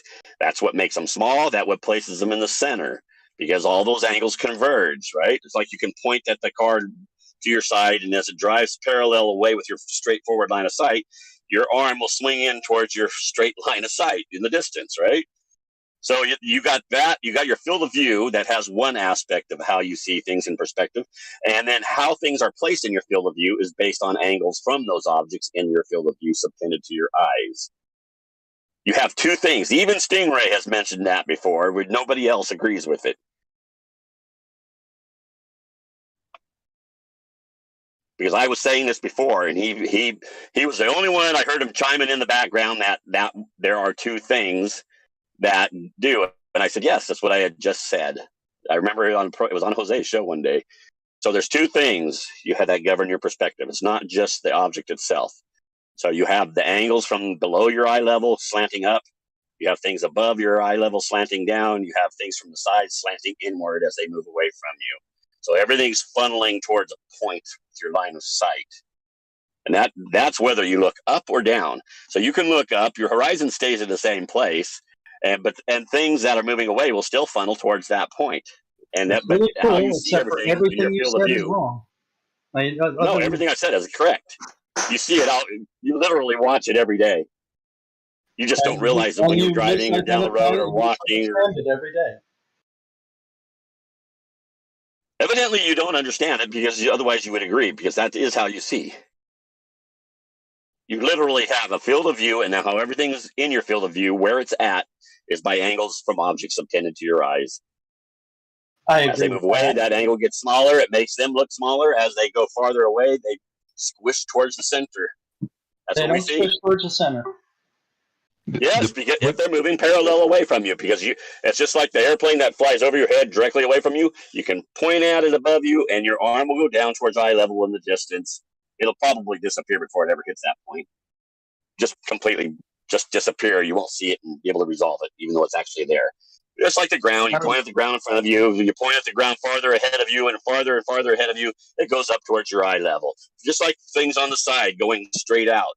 You point at the one at the side, and gradually your hand ends up directly in front of you again. Everything converges to that point. Those are the angles obtended to your eyes from those objects that are causing them to be placed in the proper place in your field of view. So you have two things. You have the field of view, and then things that are in the field of view are governed by their angles subtended to your eyes. And Gary, the part where they're placed. Gary, the part where we take issue, is the whether or not something is due to Rayleigh criterion too small to resolve when we know that the object has details on it that are smaller than the amount of the object that is missing. That's where the actual problem is, Gary. No. There isn't a problem whatsoever, because it's not the whole object that you're concerned with. The whole object will shrink, right? It compresses. The whole object, as it moves away, compresses, right? And as it compresses into a smaller and smaller pixel space, details are lost, right? You can't see the details anymore because there's not enough angular space between all the little things on it, right? Yes, but the details are still larger. The details are still smaller than the amount of the object missing. That doesn't matter. They're above that vanishing zone yet. So the thing that's closest to the vanishing zone is always the bottom of an object. That's why the tires on a car driving away from you will become unresolvable, because they're the closest thing to the surface. They will become unresolvable before the top of the car. You're going to not resolve a whole bunch of things on the car. You're no longer going to see the numbers on the license plate. You're no longer, after a while, you can't even see the license plate. Oh, quick question, but the first thing as a whole, when you take the whole thing, the first thing as a whole will be the tires that you can't see, because that space between the bumper and the ground will become too small to resolve the tire. So, quick question, Gary. Quick question. Go ahead. So if I zoom in, do you think I'd be able to see it then? Up to a point. Zoom in is just magnifying the angle that your eyes can't. So that's all it does. I zoom in, you increase the focal. You increase. Go ahead. If I zoom in, will I be able to see it then?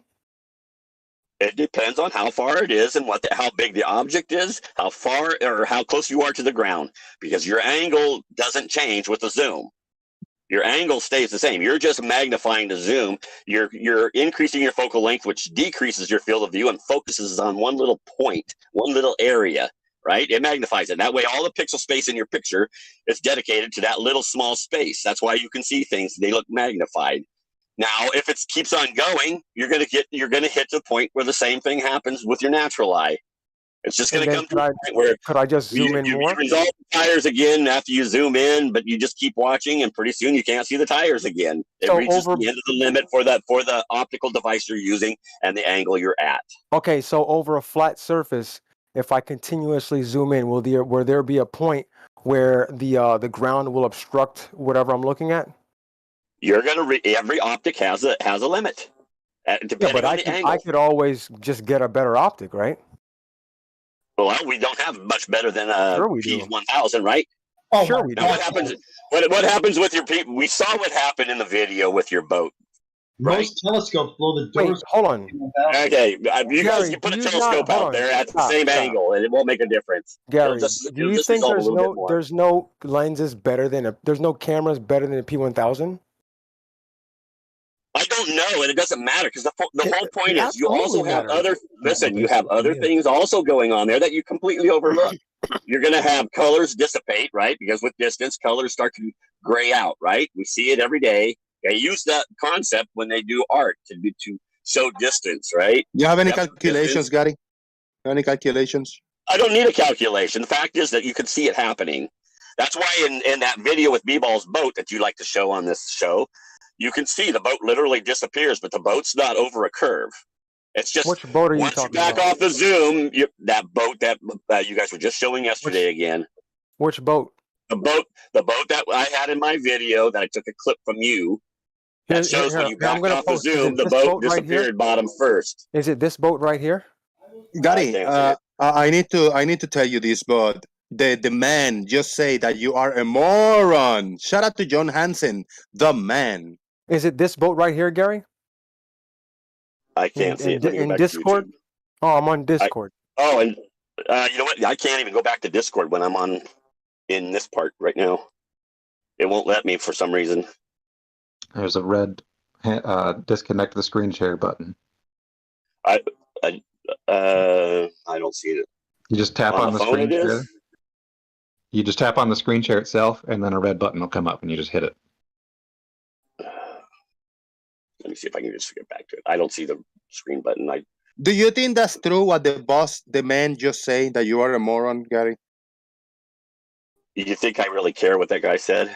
I'm just He's trying to the get you man. money. He is a big supporter of the channel. He is a troll god. Good. I'm glad. I've never heard his name before. I'm glad he gave you money.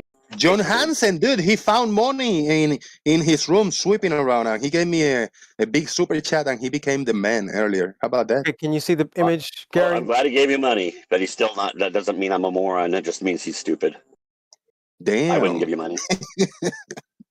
Can you see the image, Gary? Can you, Mojo No, Man, I don't. Mojo Man, I'm sharing you to YouTube. Can you share the image that Vivo Artist Live just presented? I don't know if that's possible for you. I think I'd have to change which screen I'm sharing. I can do it. Please, can you try that? So, you know, while you're trying to find Gary, this, all you have to do Okay, is all I see is a screen share. Do I hit that? That Gary, wouldn't be all me, you right? have to do is close YouTube and go into the Daily Boom chat. YouTube is closed, but I'm on Discord and it won't let me Just go to the chat then, Gary. It will not let me go. I've done it. I've tried many times. It will not let me go without disconnecting my phone call. Just one moment. If I disconnected my phone call, it will let me go in and look at Daily Boom. No, you just click on the chat. Hold on, because he's on mobile. It's a little bit different. He's got to tap on the screen share itself, and then hit the red He button. doesn't have to click on the screen share. All he's got to do is look in the chat. Right, but he's in the screen share. I cannot get to the chat while I'm in the call. It will not let me. Press the back button. I've done that before. It won't. Here, I've hit the back button right now. All right, I got Earth is Life video or thing on screen. This says something. The big game something. You got here. Maybe I got it now. Let me see. I got it. Okay, I discovered something new. There's a boat on the right, and there's two buildings in the center with smokestacks.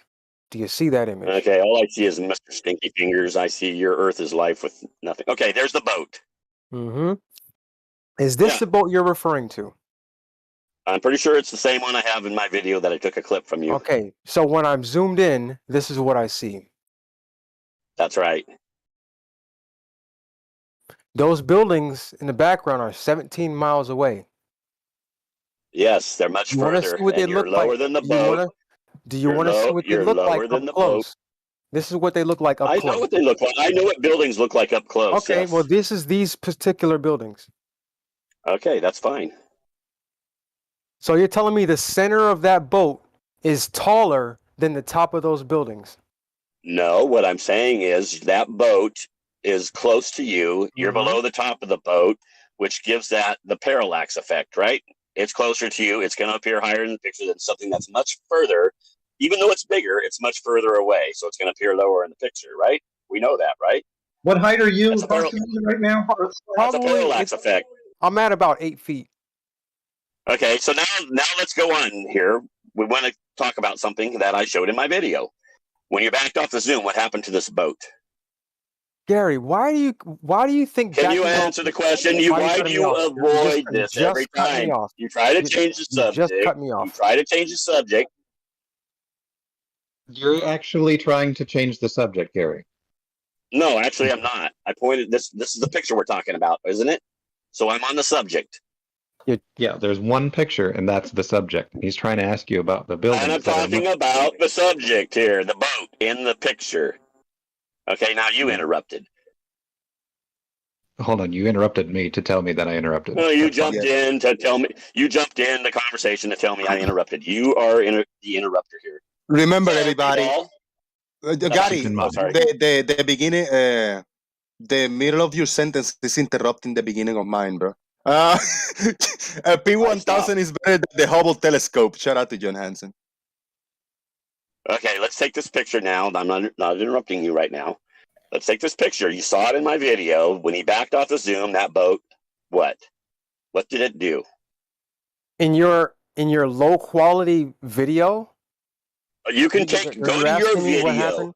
Go to your video and play it. If you don't like my low quality video, let's go play your video. That's what happens in low quality when you back off. Why do you think? Oh my God! Okay, you keep cutting me off. Okay, stop talking. You were cutting me off. No, you cut me off. Go ahead, B-ball. So in a low quality video, right, when you quote unquote back off the zoom, yes, things become unresolvable. Nobody is arguing with that, Gary. We don't care about what happens when you zoom out. What we care about is when you zoom in and you see things like this, where the center of the boat is somehow above 100-something foot building. No, the boat itself is higher than you. No, it's a parallax effect because it's close to you. You're low to the surface. Those buildings are much further away. Exactly. So they're going to look lower in the picture than the boat, which is closer and higher than you. Gary, how tall do you think the center of that boat is? Okay, when the boat disappears, when you back off the zoom, how tall is your boat? How tall is the center of that boat? The center of that boat is probably, I don't know, 8 to 10 feet. and when you backed off the zoom, it disappeared. Right. So here you go with backing off the zoom. First, nonetheless. But here you go with backing off the zoom. It has nothing to do with the argument. You're trying to switch the argument. We're talking about the picture, not about the picture zoomed out. We got the picture zoomed in. This is what we're talking about now. You have a clip from his video. You have a clip from his video. This is in regards to his video. This boat that you see in the video will become unresolvable bottom first when he backs off the zoom. Who cares, Gary? Who cares? The question was, so you got how tall of a boat is that? How tall of a boat is that? I'm gonna assume here that boat, the center of that boat is not 130 feet. No, how tall is that boat? Safe assumption. How tall is the boat? I don't know how tall the boat is, but I know the center of the boat is not 130 feet. But you would say that boat is at least 30 feet, right? The center, you see the center line, a little blue line? No, we're talking about the boat itself. I don't care about the entire boat. I care about the center of the boat, right? And the top of that building that's closest to the boat. The top of that building is about 130 something feet high. The center of that boat is probably no more than 10, 15 feet high. How tall is the boat? Okay, so you got the center at 15 feet? 30, 40 feet. Okay, so when you backed off the zoom, the boat disappeared completely. In fact, you could see the horizon, but you couldn't see the boat, right? Nobody cares about when you back off the zoom. Nobody cares about that. You have this is the point. No, it is the issue. A 30-foot tall boat is unresolvable without the zoom. No shit. So where does that 30-foot go? So where does the 30-foot go? Earth is Light, can I ask a question? Go ahead. Where does the 30-foot go? Zooming in and out, there was a point when you could see those buildings and the boat. Did they look about the same ratio of height to width? Wait, I'm sorry. Say that again, because Gary cut off the beginning. Oh, okay. Go ahead. When you were zooming in and out on this, there was a point where you could see the smokestacks and the boat, but they were much smaller. Mm-hmm. Was there at any point did they change aspect ratio? In other words, was more of them hidden than another? No. After it started being resolved. No. So from let's say from 25 zoom to 100 zoom, there was no change. No, there's no change. Weird. You only change if you change the angle of elevation. You should know that. We're talking about you don't change the angle by zooming in. You But I have more just resolution. magnify it. But You I have just more magnify it. That's all you do. Angles. No, I can tell you exactly what would happen in this picture if you went up an elevation. That front ship would drop below the top and end up being below the ship in the background or the buildings in the background, and they would be up higher in your picture frame because the Earth is flat. Gary, I don't think anybody disagrees with that. When you rise up in elevation over a curved surface, you'd be able to see flat more. surface. Nobody disagrees with that. You see more over a flat surface too. Can you at least agree with that? Okay, Gary, over a flat surface. No, can you agree with that? Can you? No, wait. I agreed with you. I agreed with you one day that a ball surface would make something disappear, right? No, I don't agree with that. Because guess what else has disappeared in this image, Gary? Are you serious? Gary, guess what else has disappeared in this image? All the land that those buildings are sitting on. Yes, because it's compressed into the where? Horizon line. Into the horizon line. Down? It doesn't move down. It's compressed. Those buildings are not even close to their size. How is the top below of the to the water? You have a limit at the water, and that's why. And your boat itself disappears when you back off the zoom. You can't even see it. How is the top of the building below the center of the boat?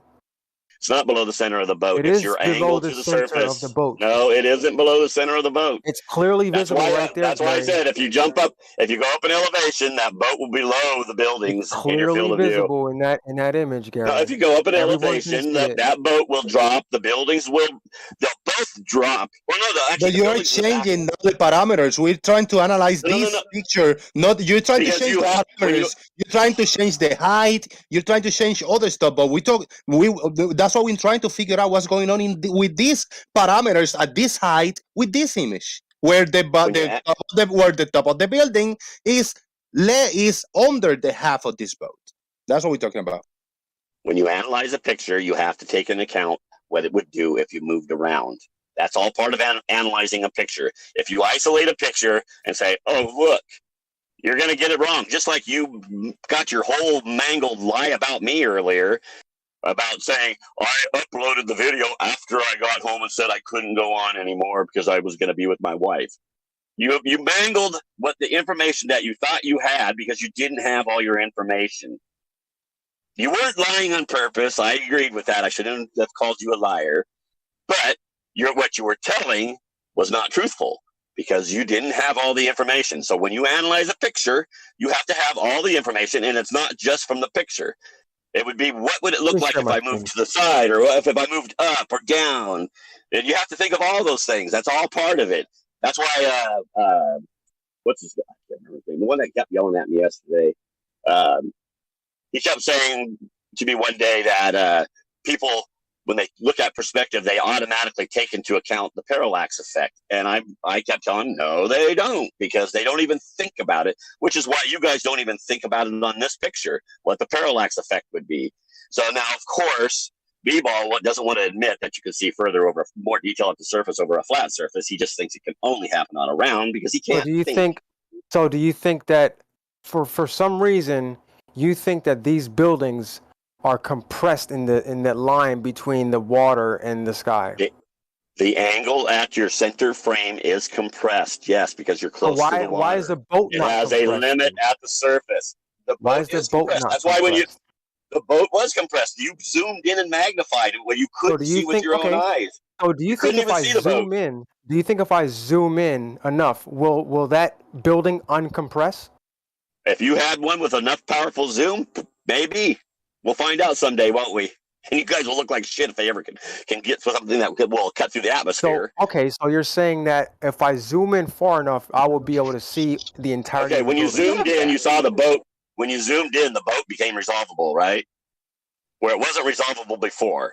You couldn't see it when you backed off the zoom. Because the boat is right there. It's not obstructed by anything. Well, no, it wasn't. That's right. Neither are the buildings. It's just the angle limit. Yeah, but so those buildings are farther away. Do you think if I zoom in, I'll be able to see the entirety of the buildings and the land that they how much of the buildings did you see before you zoomed in? This is very important, Gary. This is very important because I got two options: either shut down the show right now, like straight up, or I can let you know all that I'm going to be away from the keyboard for 5 minutes. I don't think 10 minutes, but maybe, who knows? But that's what I'm saying. I'm going to leave this screen up. This the boat, the original boat image is going to be up for the YouTube viewing, and everybody will be heard. So please keep talking and let's talking. I'll open my phone and I'll listen in the background. Jose, how long is it Okay, gonna be? Because I'm trying to share my screen real quick. 5 minutes, 10 minutes tops. Okay. Hey, can I say one I'll more screen thing, share B-Ball? you. I'll screen share you, people, Yeah. but don't stop screen sharing until I get back then. Okay. B-Ball, All I'm going right. to say one more thing about your picture from the video. I know you like to say my low quality video, but the reason I even recorded it was from watching your high quality video, supposedly, right? Mm. I could see it happening, so all I did was screen recorded it. That's it. Yeah, when you screen record it, it lowers the quality. But I mean, either way, I saw it happening on your video. That's why I screen recorded it. either way, Because I saw it still happening and I doesn't- wanted to show it. Gary, either It has way, nothing it to do with my still doesn't quality. explain the It does. top of those building. It still doesn't explain the top of the building being lower than the center of the boat. Are those It buildings doesn't explain. compressed? No, No, they're because not compressed. Because if I they're not zoom in, I compressed. will never be able to see the entire building. But Gary, If you backed off the zoom, how much of those buildings would you see? who cares, Gary? Nobody cares. Well, I can no. The point It is, does matter. I don't know why you think Why couldn't you see them until you zoomed in? because it's not resolvable, Gary, at that distance Why? and that less Why? zoom. Why? Because it's less zoom and it's too far away to see. Why? And It just answers why your wouldn't you question. see them if you did? Let's say you had a 30x zoom on this one, and what would you see? Would you see the whole boat? You'd see the boat, yeah. You'd probably see the boat, whole boat? yeah. Or just the top Probably. part? No, just you'd see the entire boat because Just the the boat's top not part, the right? boat's not far away enough to be over the And like curve. those buildings, the lower part of the buildings, not the stack, the lower part of the buildings with a 30 zoom, They'd still be obstructed. You probably wouldn't see that part, would you? Yeah, but they'd still be obstructed. No, what's obstructing them? The water. If you can zoom on it with your P900, there's nothing obstructing that. The water's obstructing it, Gary. It's clear and it's No, clear, if you back, clear as day. so the water was so when you back off the zoom, the boat is being obstructed by water. No, the boat's oh my god. Really? He thinks there's only one variable. No. I'm pointing out the obvious facts that you guys just don't want to acknowledge. Because I can't see the boat when There's two I'm not things at zoomed play, in. Gary. Go ahead. You go think ahead. there's only one.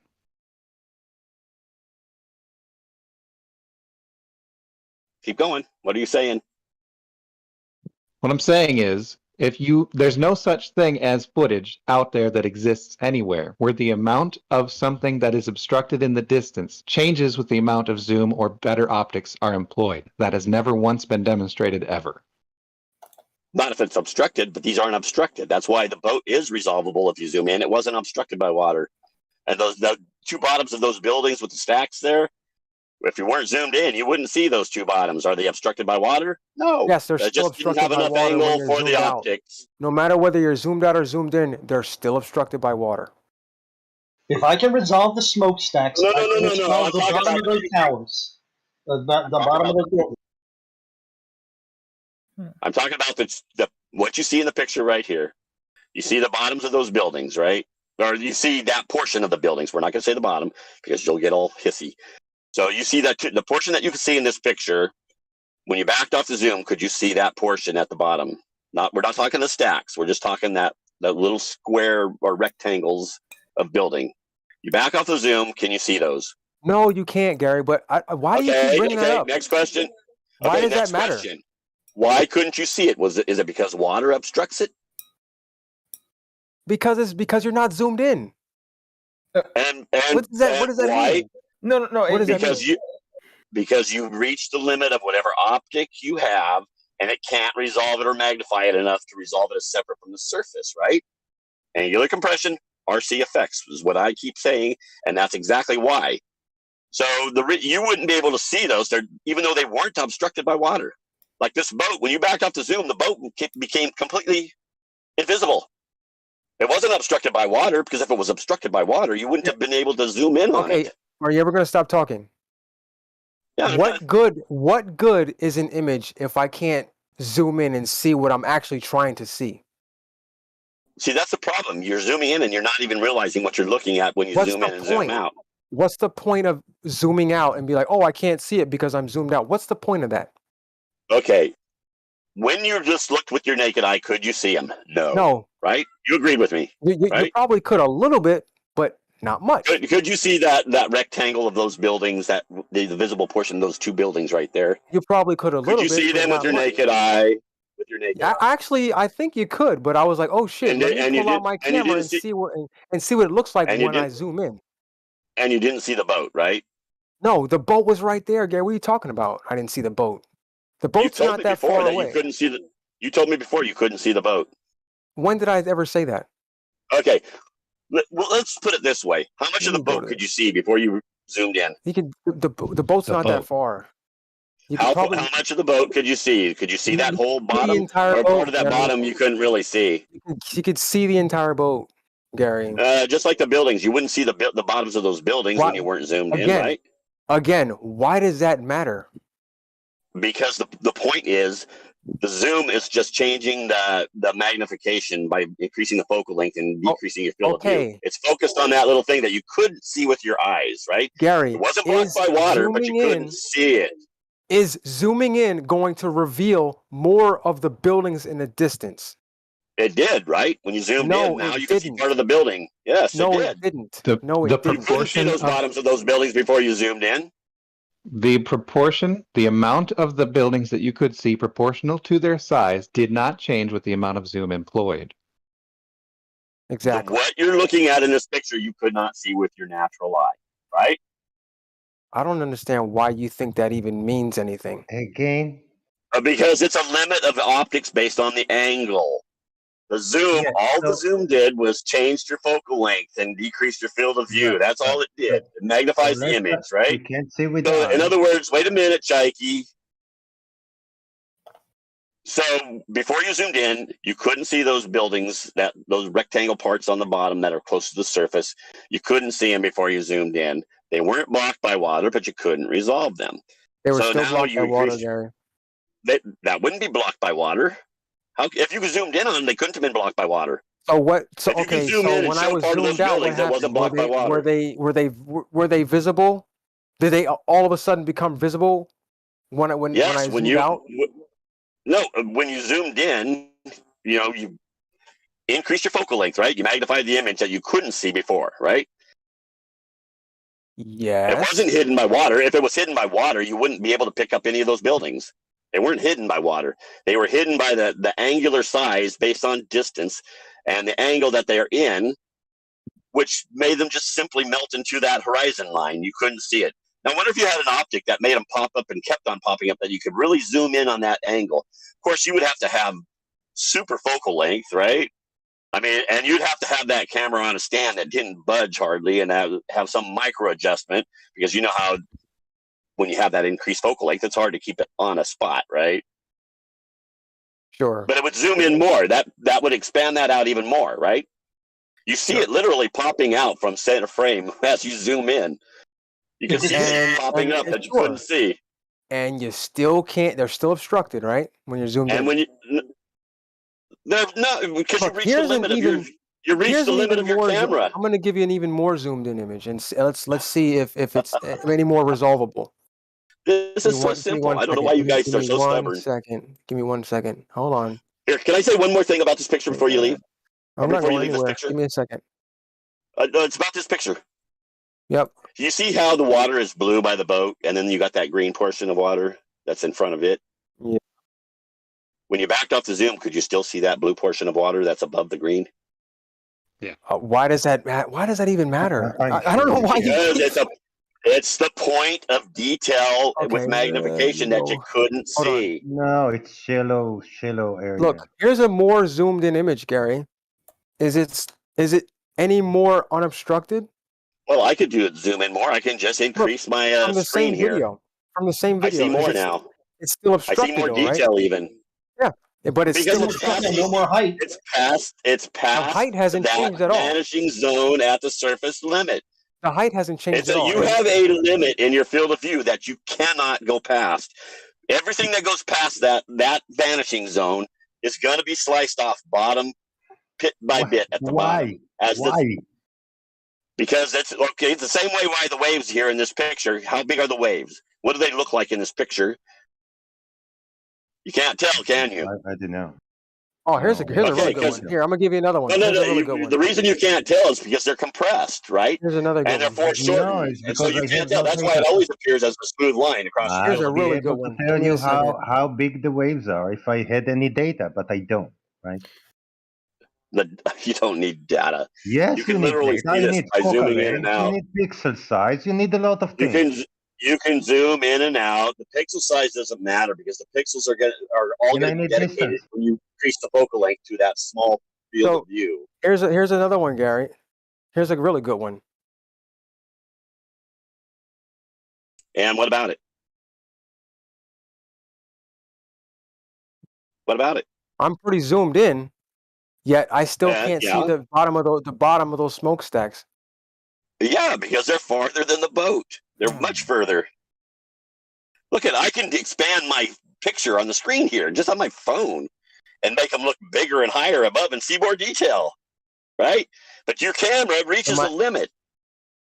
Your camera reaches a limit. You zoom in, things pop up, and then it stops, right? You reach the limit of your optics, right? What is that limit? Because You we're literally talking about watch things angular. pop We're up. talking about angular size here.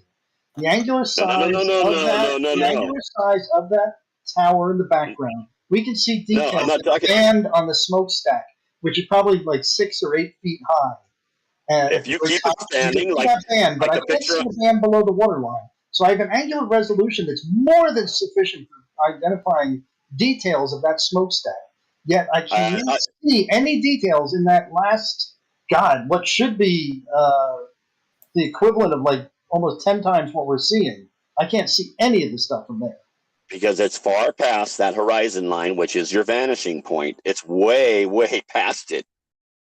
What is so the every angle? slice? The Rayleigh criterion is just a slice at a time off the thing moving. The Past water that is vanishing closer point. than the buildings, though, right, Gary? The water's much closer than the buildings. And so the horizon is much, much closer than the buildings, right? I just said that. Okay. So how is it that the closer water is obstructing the farther buildings? Because that's much past the vanishing zone. It's compressed into it. You literally cannot see it because it's compressed into that vanishing zone. So how come? Rayleigh criterion, one So what if slice I at a time zoomed off the in? bottom. What if I zoomed in on the top of those smokestacks? Would the bottom start to compress? You can't zoom. You can't zoom in on the top and make it Why look not? any different. Why not? Because you're already reached the limit of your zoom. You can't Yeah, make it any different. with this particular camera, sure. Okay, so you just made a pointless point. No, he just looked at a Celestron telescope with 10 times the zoom. Yep. Okay, take a Celestron telescope out there. It doesn't matter. You're going to see more detail if you take one out there, and you're going to see it expand further from the surface because it has more power than a P1000 or P900. Well, actually, it won't. You're going to see more detail. You'll see it pop up a little higher. Just like if you take a side by side of a P900 and a P1000, which one will look a little bit bigger by the time you zoomed in, even if you're in the same exact spot, right? The P1000, obviously, right? If I had 10 times the zoom, that smokestack would not get any taller aspect ratio wise. Sure won't. No, if you took a side by side, fully zoomed in on it with a P900 and one with a P1000, which one would look bigger, more expanded away from that horizon? None. They will both still have the same aspect ratio. Really quick, No, you're totally obfuscating. Let me make one last point. Which one would look bigger? Which one would look bigger? I gotta get out of here. Let me make one last point. So, is your contention? I'm just gonna ask you for clarity that if I was to get a camera with a hell of a lot more zoom, if I zoomed in, would it reveal more of the building? It would, yes. So I would be able to see the land, all the land in front of these buildings here that is also obstructed. You would have to have a very super powerful telescope that can cut through all the atmosphere. Claim. Got it. Okay, so your claim is if I zoom in, I would be able to reveal more of the building this way, and the land I have the building. A Nikon B500 with 40 zoom. I would see much less detail of that and size of that building if I was zoomed in than you with a P900, correct? Wait, say that again? If I gotta get out of here, man. Okay, I've got a Nikon B500. It's got a 40 zoom, right? You got a Nikon P900 or 1000? 900. Okay, a 900. So we're standing side by side, same elevation, and we both zoom in. Who's going to see more of that building? I think we'll probably see the same amount. No, you're going to see the same amount The same of building, amount, yes. just smaller. One would have the same one would amount, just probably smaller. Who's going to see more? It's going to look bigger in your screen. It's going to look bigger and it's because going to allow you're you to seeing the see same more amount. detail. Are we It's going going to to be able look to see bigger, the but it's going to bottom? be the same amount. Are we going to be able Except to for see it's the going to look land? bigger, and you're going to see more detail. It's going to be the same amount, and then I can grab your image and I can pinch and zoom, and I'm going to make them both exactly the same, and then you're going to see the same amount of the building. No. We're not talking about pinching and increasing the one with the B500. We're talking side by side, B500, P900. You're seeing the same exact amount of the building. You both are seeing the same. Is it going to look? Wait, Gary, I'm answering. Gary, I'm answering. You are both seeing the same amount of the building. Now, one is going to look bigger, but you're seeing the same exact amount. Thank you very much. Okay, the one with the Jose's got it wrong. You're going to see the same amount of building, yes, but it's going to look like you're seeing more with the P900 because it's going to magnify it more than the B500. Yes. Yeah, but are we going to be able to see the land that the building is sitting on? Not with a P900. Not unless you raise your angle. Your Not even with an infinite telescope from another planet. So raise your Have angle. you tried an infinite telescope, Jose? I have a brain. Telescope. That's all I need. I have a brain. Okay, well, Jose, can you see more with the P900 than with your eyes? Of course, my eyes doesn't have magnification. Okay, well then I just wiped out your point. You have no point. So your point is, if you have a powerful enough telescope, yes, you can zoom in and see more. So your point is that you have a zooming camera with 40 times zoom. I have a zooming camera with an 80 times zoom. We're going to zoom into a specific boat and building, and we are going to zoom into the max. We're going to take a picture, and we're going to compare them side by side. What do I see more of? Do I see more of the boat and more of the building with the less amount of zoom, or with the more amount of zoom? I'm going to see the same amount of the building. I'm going to see the same amount of the boat. Now, is the bigger zoom going to be a bigger image on screen? Yes. Is the smaller zoom going to be a smaller image on screen? Yes. Is it going to be the same amount of the boat and the building visible? Yes. Everything is correct. Yeah, you're going to see it's going to be smaller in the screen on the B500 than the P900 when you're both fully zoomed in, and you're going to see more detail with the P900. Windows that you couldn't see with the B500, you're going to see with the P900. Little spaces between windows are going to become wider. Right, but the amount of the building will still be the size same. of the size of the spaces, that if you've got multiple stories on a building, those are going to expand more. You're going to see more detail because that's just how it works. But the amount of the building will still be the same. Image. No, it's not going to be the same, and you know it. Just like you can take his picture right here and pinch it and squeeze it out, and you're going to see more detail. It's the same thing. Right, Gary, I've got a telescope. I've got a telescope that I can take to 7,000 millimeter focal length. Right, the P1000, it's a shit camera. It's a shit. Okay, take it out there and prove your point. Take it out to the ocean. Take someone with a P900 and prove your point. Okay, you're going to prove me right. Okay. I've done this. I've done this kind of stuff for years. You don't see anymore what Jose has just said. You're looking at exactly the same image. It's not going to make it different. You're not going to see any more. You're not going to. Yes, you are. There can be. If you got your thing, you might even see people on the building on their little decks or whatever. Where if you couldn't see with P900, the same amount of the building will still be there. Expand it more further. It's going to look larger. Gary, stop. You're not going to reveal any more of the height of that building that's obstructed by water. You're going to reveal more detail, right? Gary, for fuck's sake! All you will do is improve the resolution of the image that you can already see. That's all you're going to do with a larger focal length. That's it. And it's going to do that how? By magnifying it. Yeah, but you're not going to reveal any more of the building. And we You're got gonna a see more detail. If you have one floor that's so close to the bottom in your let's say in your natural eyesight where you can't really tell a difference, now you're gonna see that little space expand and you're gonna see more below that, right? No. Sure you will. You're not going to reduce any more of the height of the building. You're going to improve. It's time to get out of here. My Boom! magnifying. Right here. Hey, Look at I that. gotta go. Woo! That's the super chat by Anamorphic Mind. That's a big fiver. Thank you so much. I'm sorry to dox Gary, but it is obvious that he lives in the corner of Dunning and Kruger. Thank you so much for that super chat, Anamorphic Mind. We are going to do final thoughts because the stream has been going on for 3 hours and 38 minutes. Fucking A. Trying to do it 3 hours and I just keep going. A really long show. I really, really appreciate everybody's support. I'm gonna squeak the earth, fuck it, just because I can. There we go. That's the beauty of having frogs living inside the concavity of the squeaky earth. Thank you so much. And thank you so much to the audience for sharing the show, hitting that like, supporting, big support. Shout out to the new boss man, the troll god, John Hansen, giant super chat earlier too. And thank you so much, everybody, for the super chat along the day and for just hanging out here. It means a lot.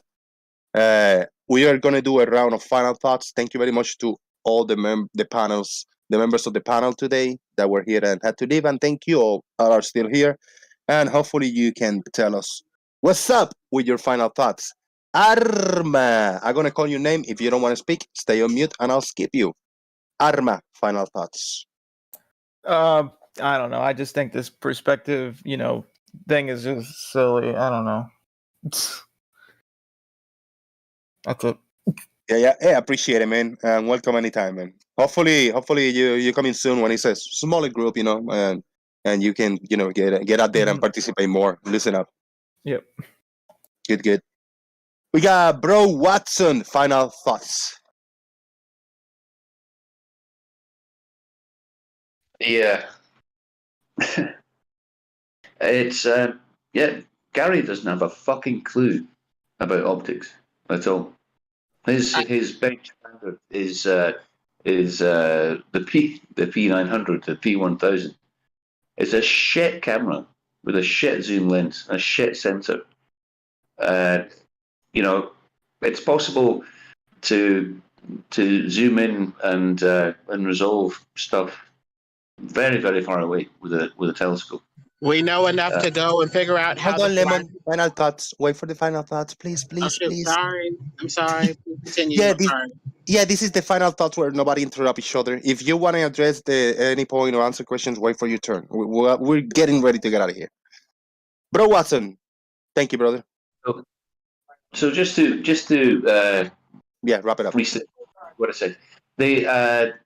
If you've got an image that you're looking at and it's a bit fuzzy, if you've got a more powerful optic like a telescope, all it's going to do is bring that image that you've already got into crisper resolution. It's not going to do anything to improve the amount of that object that you can see. It will just make it clearer. That's it. That's all. Yeah, we got to get out of here. You took longer than expected. I should have stated that you got 30 seconds for final thoughts, but damn it, you took too much. Thank you, bro. Chaik, let's get out of here, man.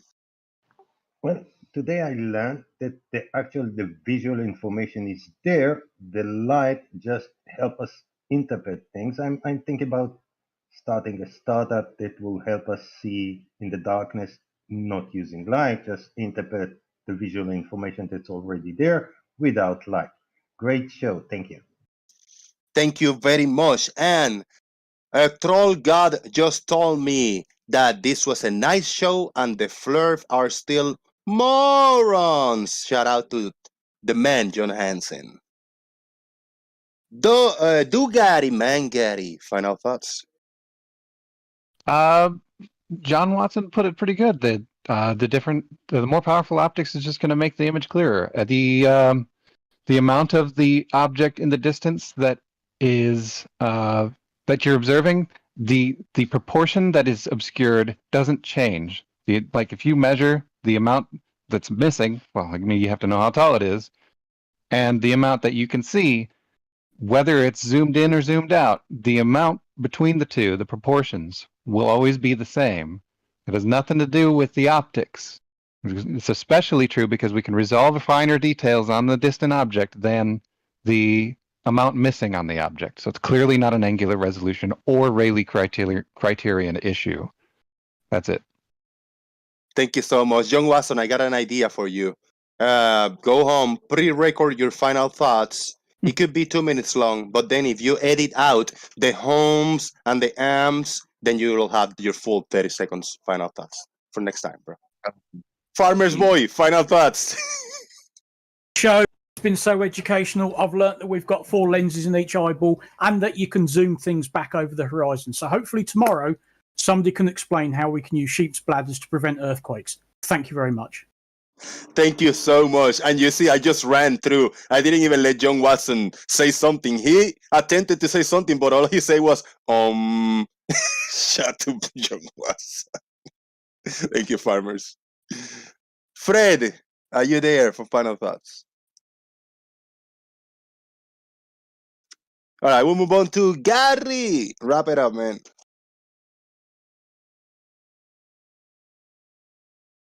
Yeah, if you increase the focal length, it decreases your field of view. All the pixels are dedicated to a much smaller space, which is why you'll see the images clearer. So yes, it will let you see things that you couldn't see with your natural eye. And the more powerful the optic, the more detail you will see. It's just normal, common, everyday sense. Wow. Thank you, man. Appreciate it. Mars Mushrooms. Great show as always there, Jose. But I do have to say, I love you to death. I wanted to vote for you for top left, but I'm going to have to go with Lemon. You know, he's definitely putting himself over the top there. Might be a landslide for sure. Thank you very much for being part of this, man. And last but not least, FTC's final thoughts. Zoom can only bring back so much, even over a flat plane, because of the asymmetrical pairing of the visual angles, gentlemen. You're trying to zoom in on an object, and the top part of your visual scene is compressing into zoom, say, 1 mile worth of visual information when it tries to zoom in, but the bottom part of your vision or your optic or whatever, it is compressing against the surface that's, say 6 feet away. If you're 6 feet off the ground, the conditions aren't there for what you're talking about, gentlemen.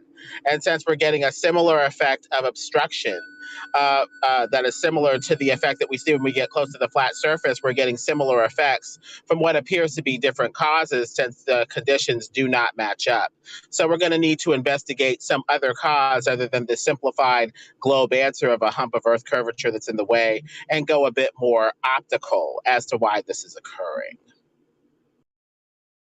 Thank you for coming, Lemon. Welcome always. And thank you again, all the audience. Please come back to the comment section when the video is up and rendered on YouTube and leave us a comment in the comment section. Let us know your thoughts. Make sure that the bell notification icon is on. Share the show. Hit the like. And take care of yourself. Take care of each other. It was a big support. 75 people watching earlier was the peak. Is the biggest audience we have so far. And we're picking up track again. Thank you, everybody. Jose Yeji out. Boom. You know what you just said. What you said, Lemon. That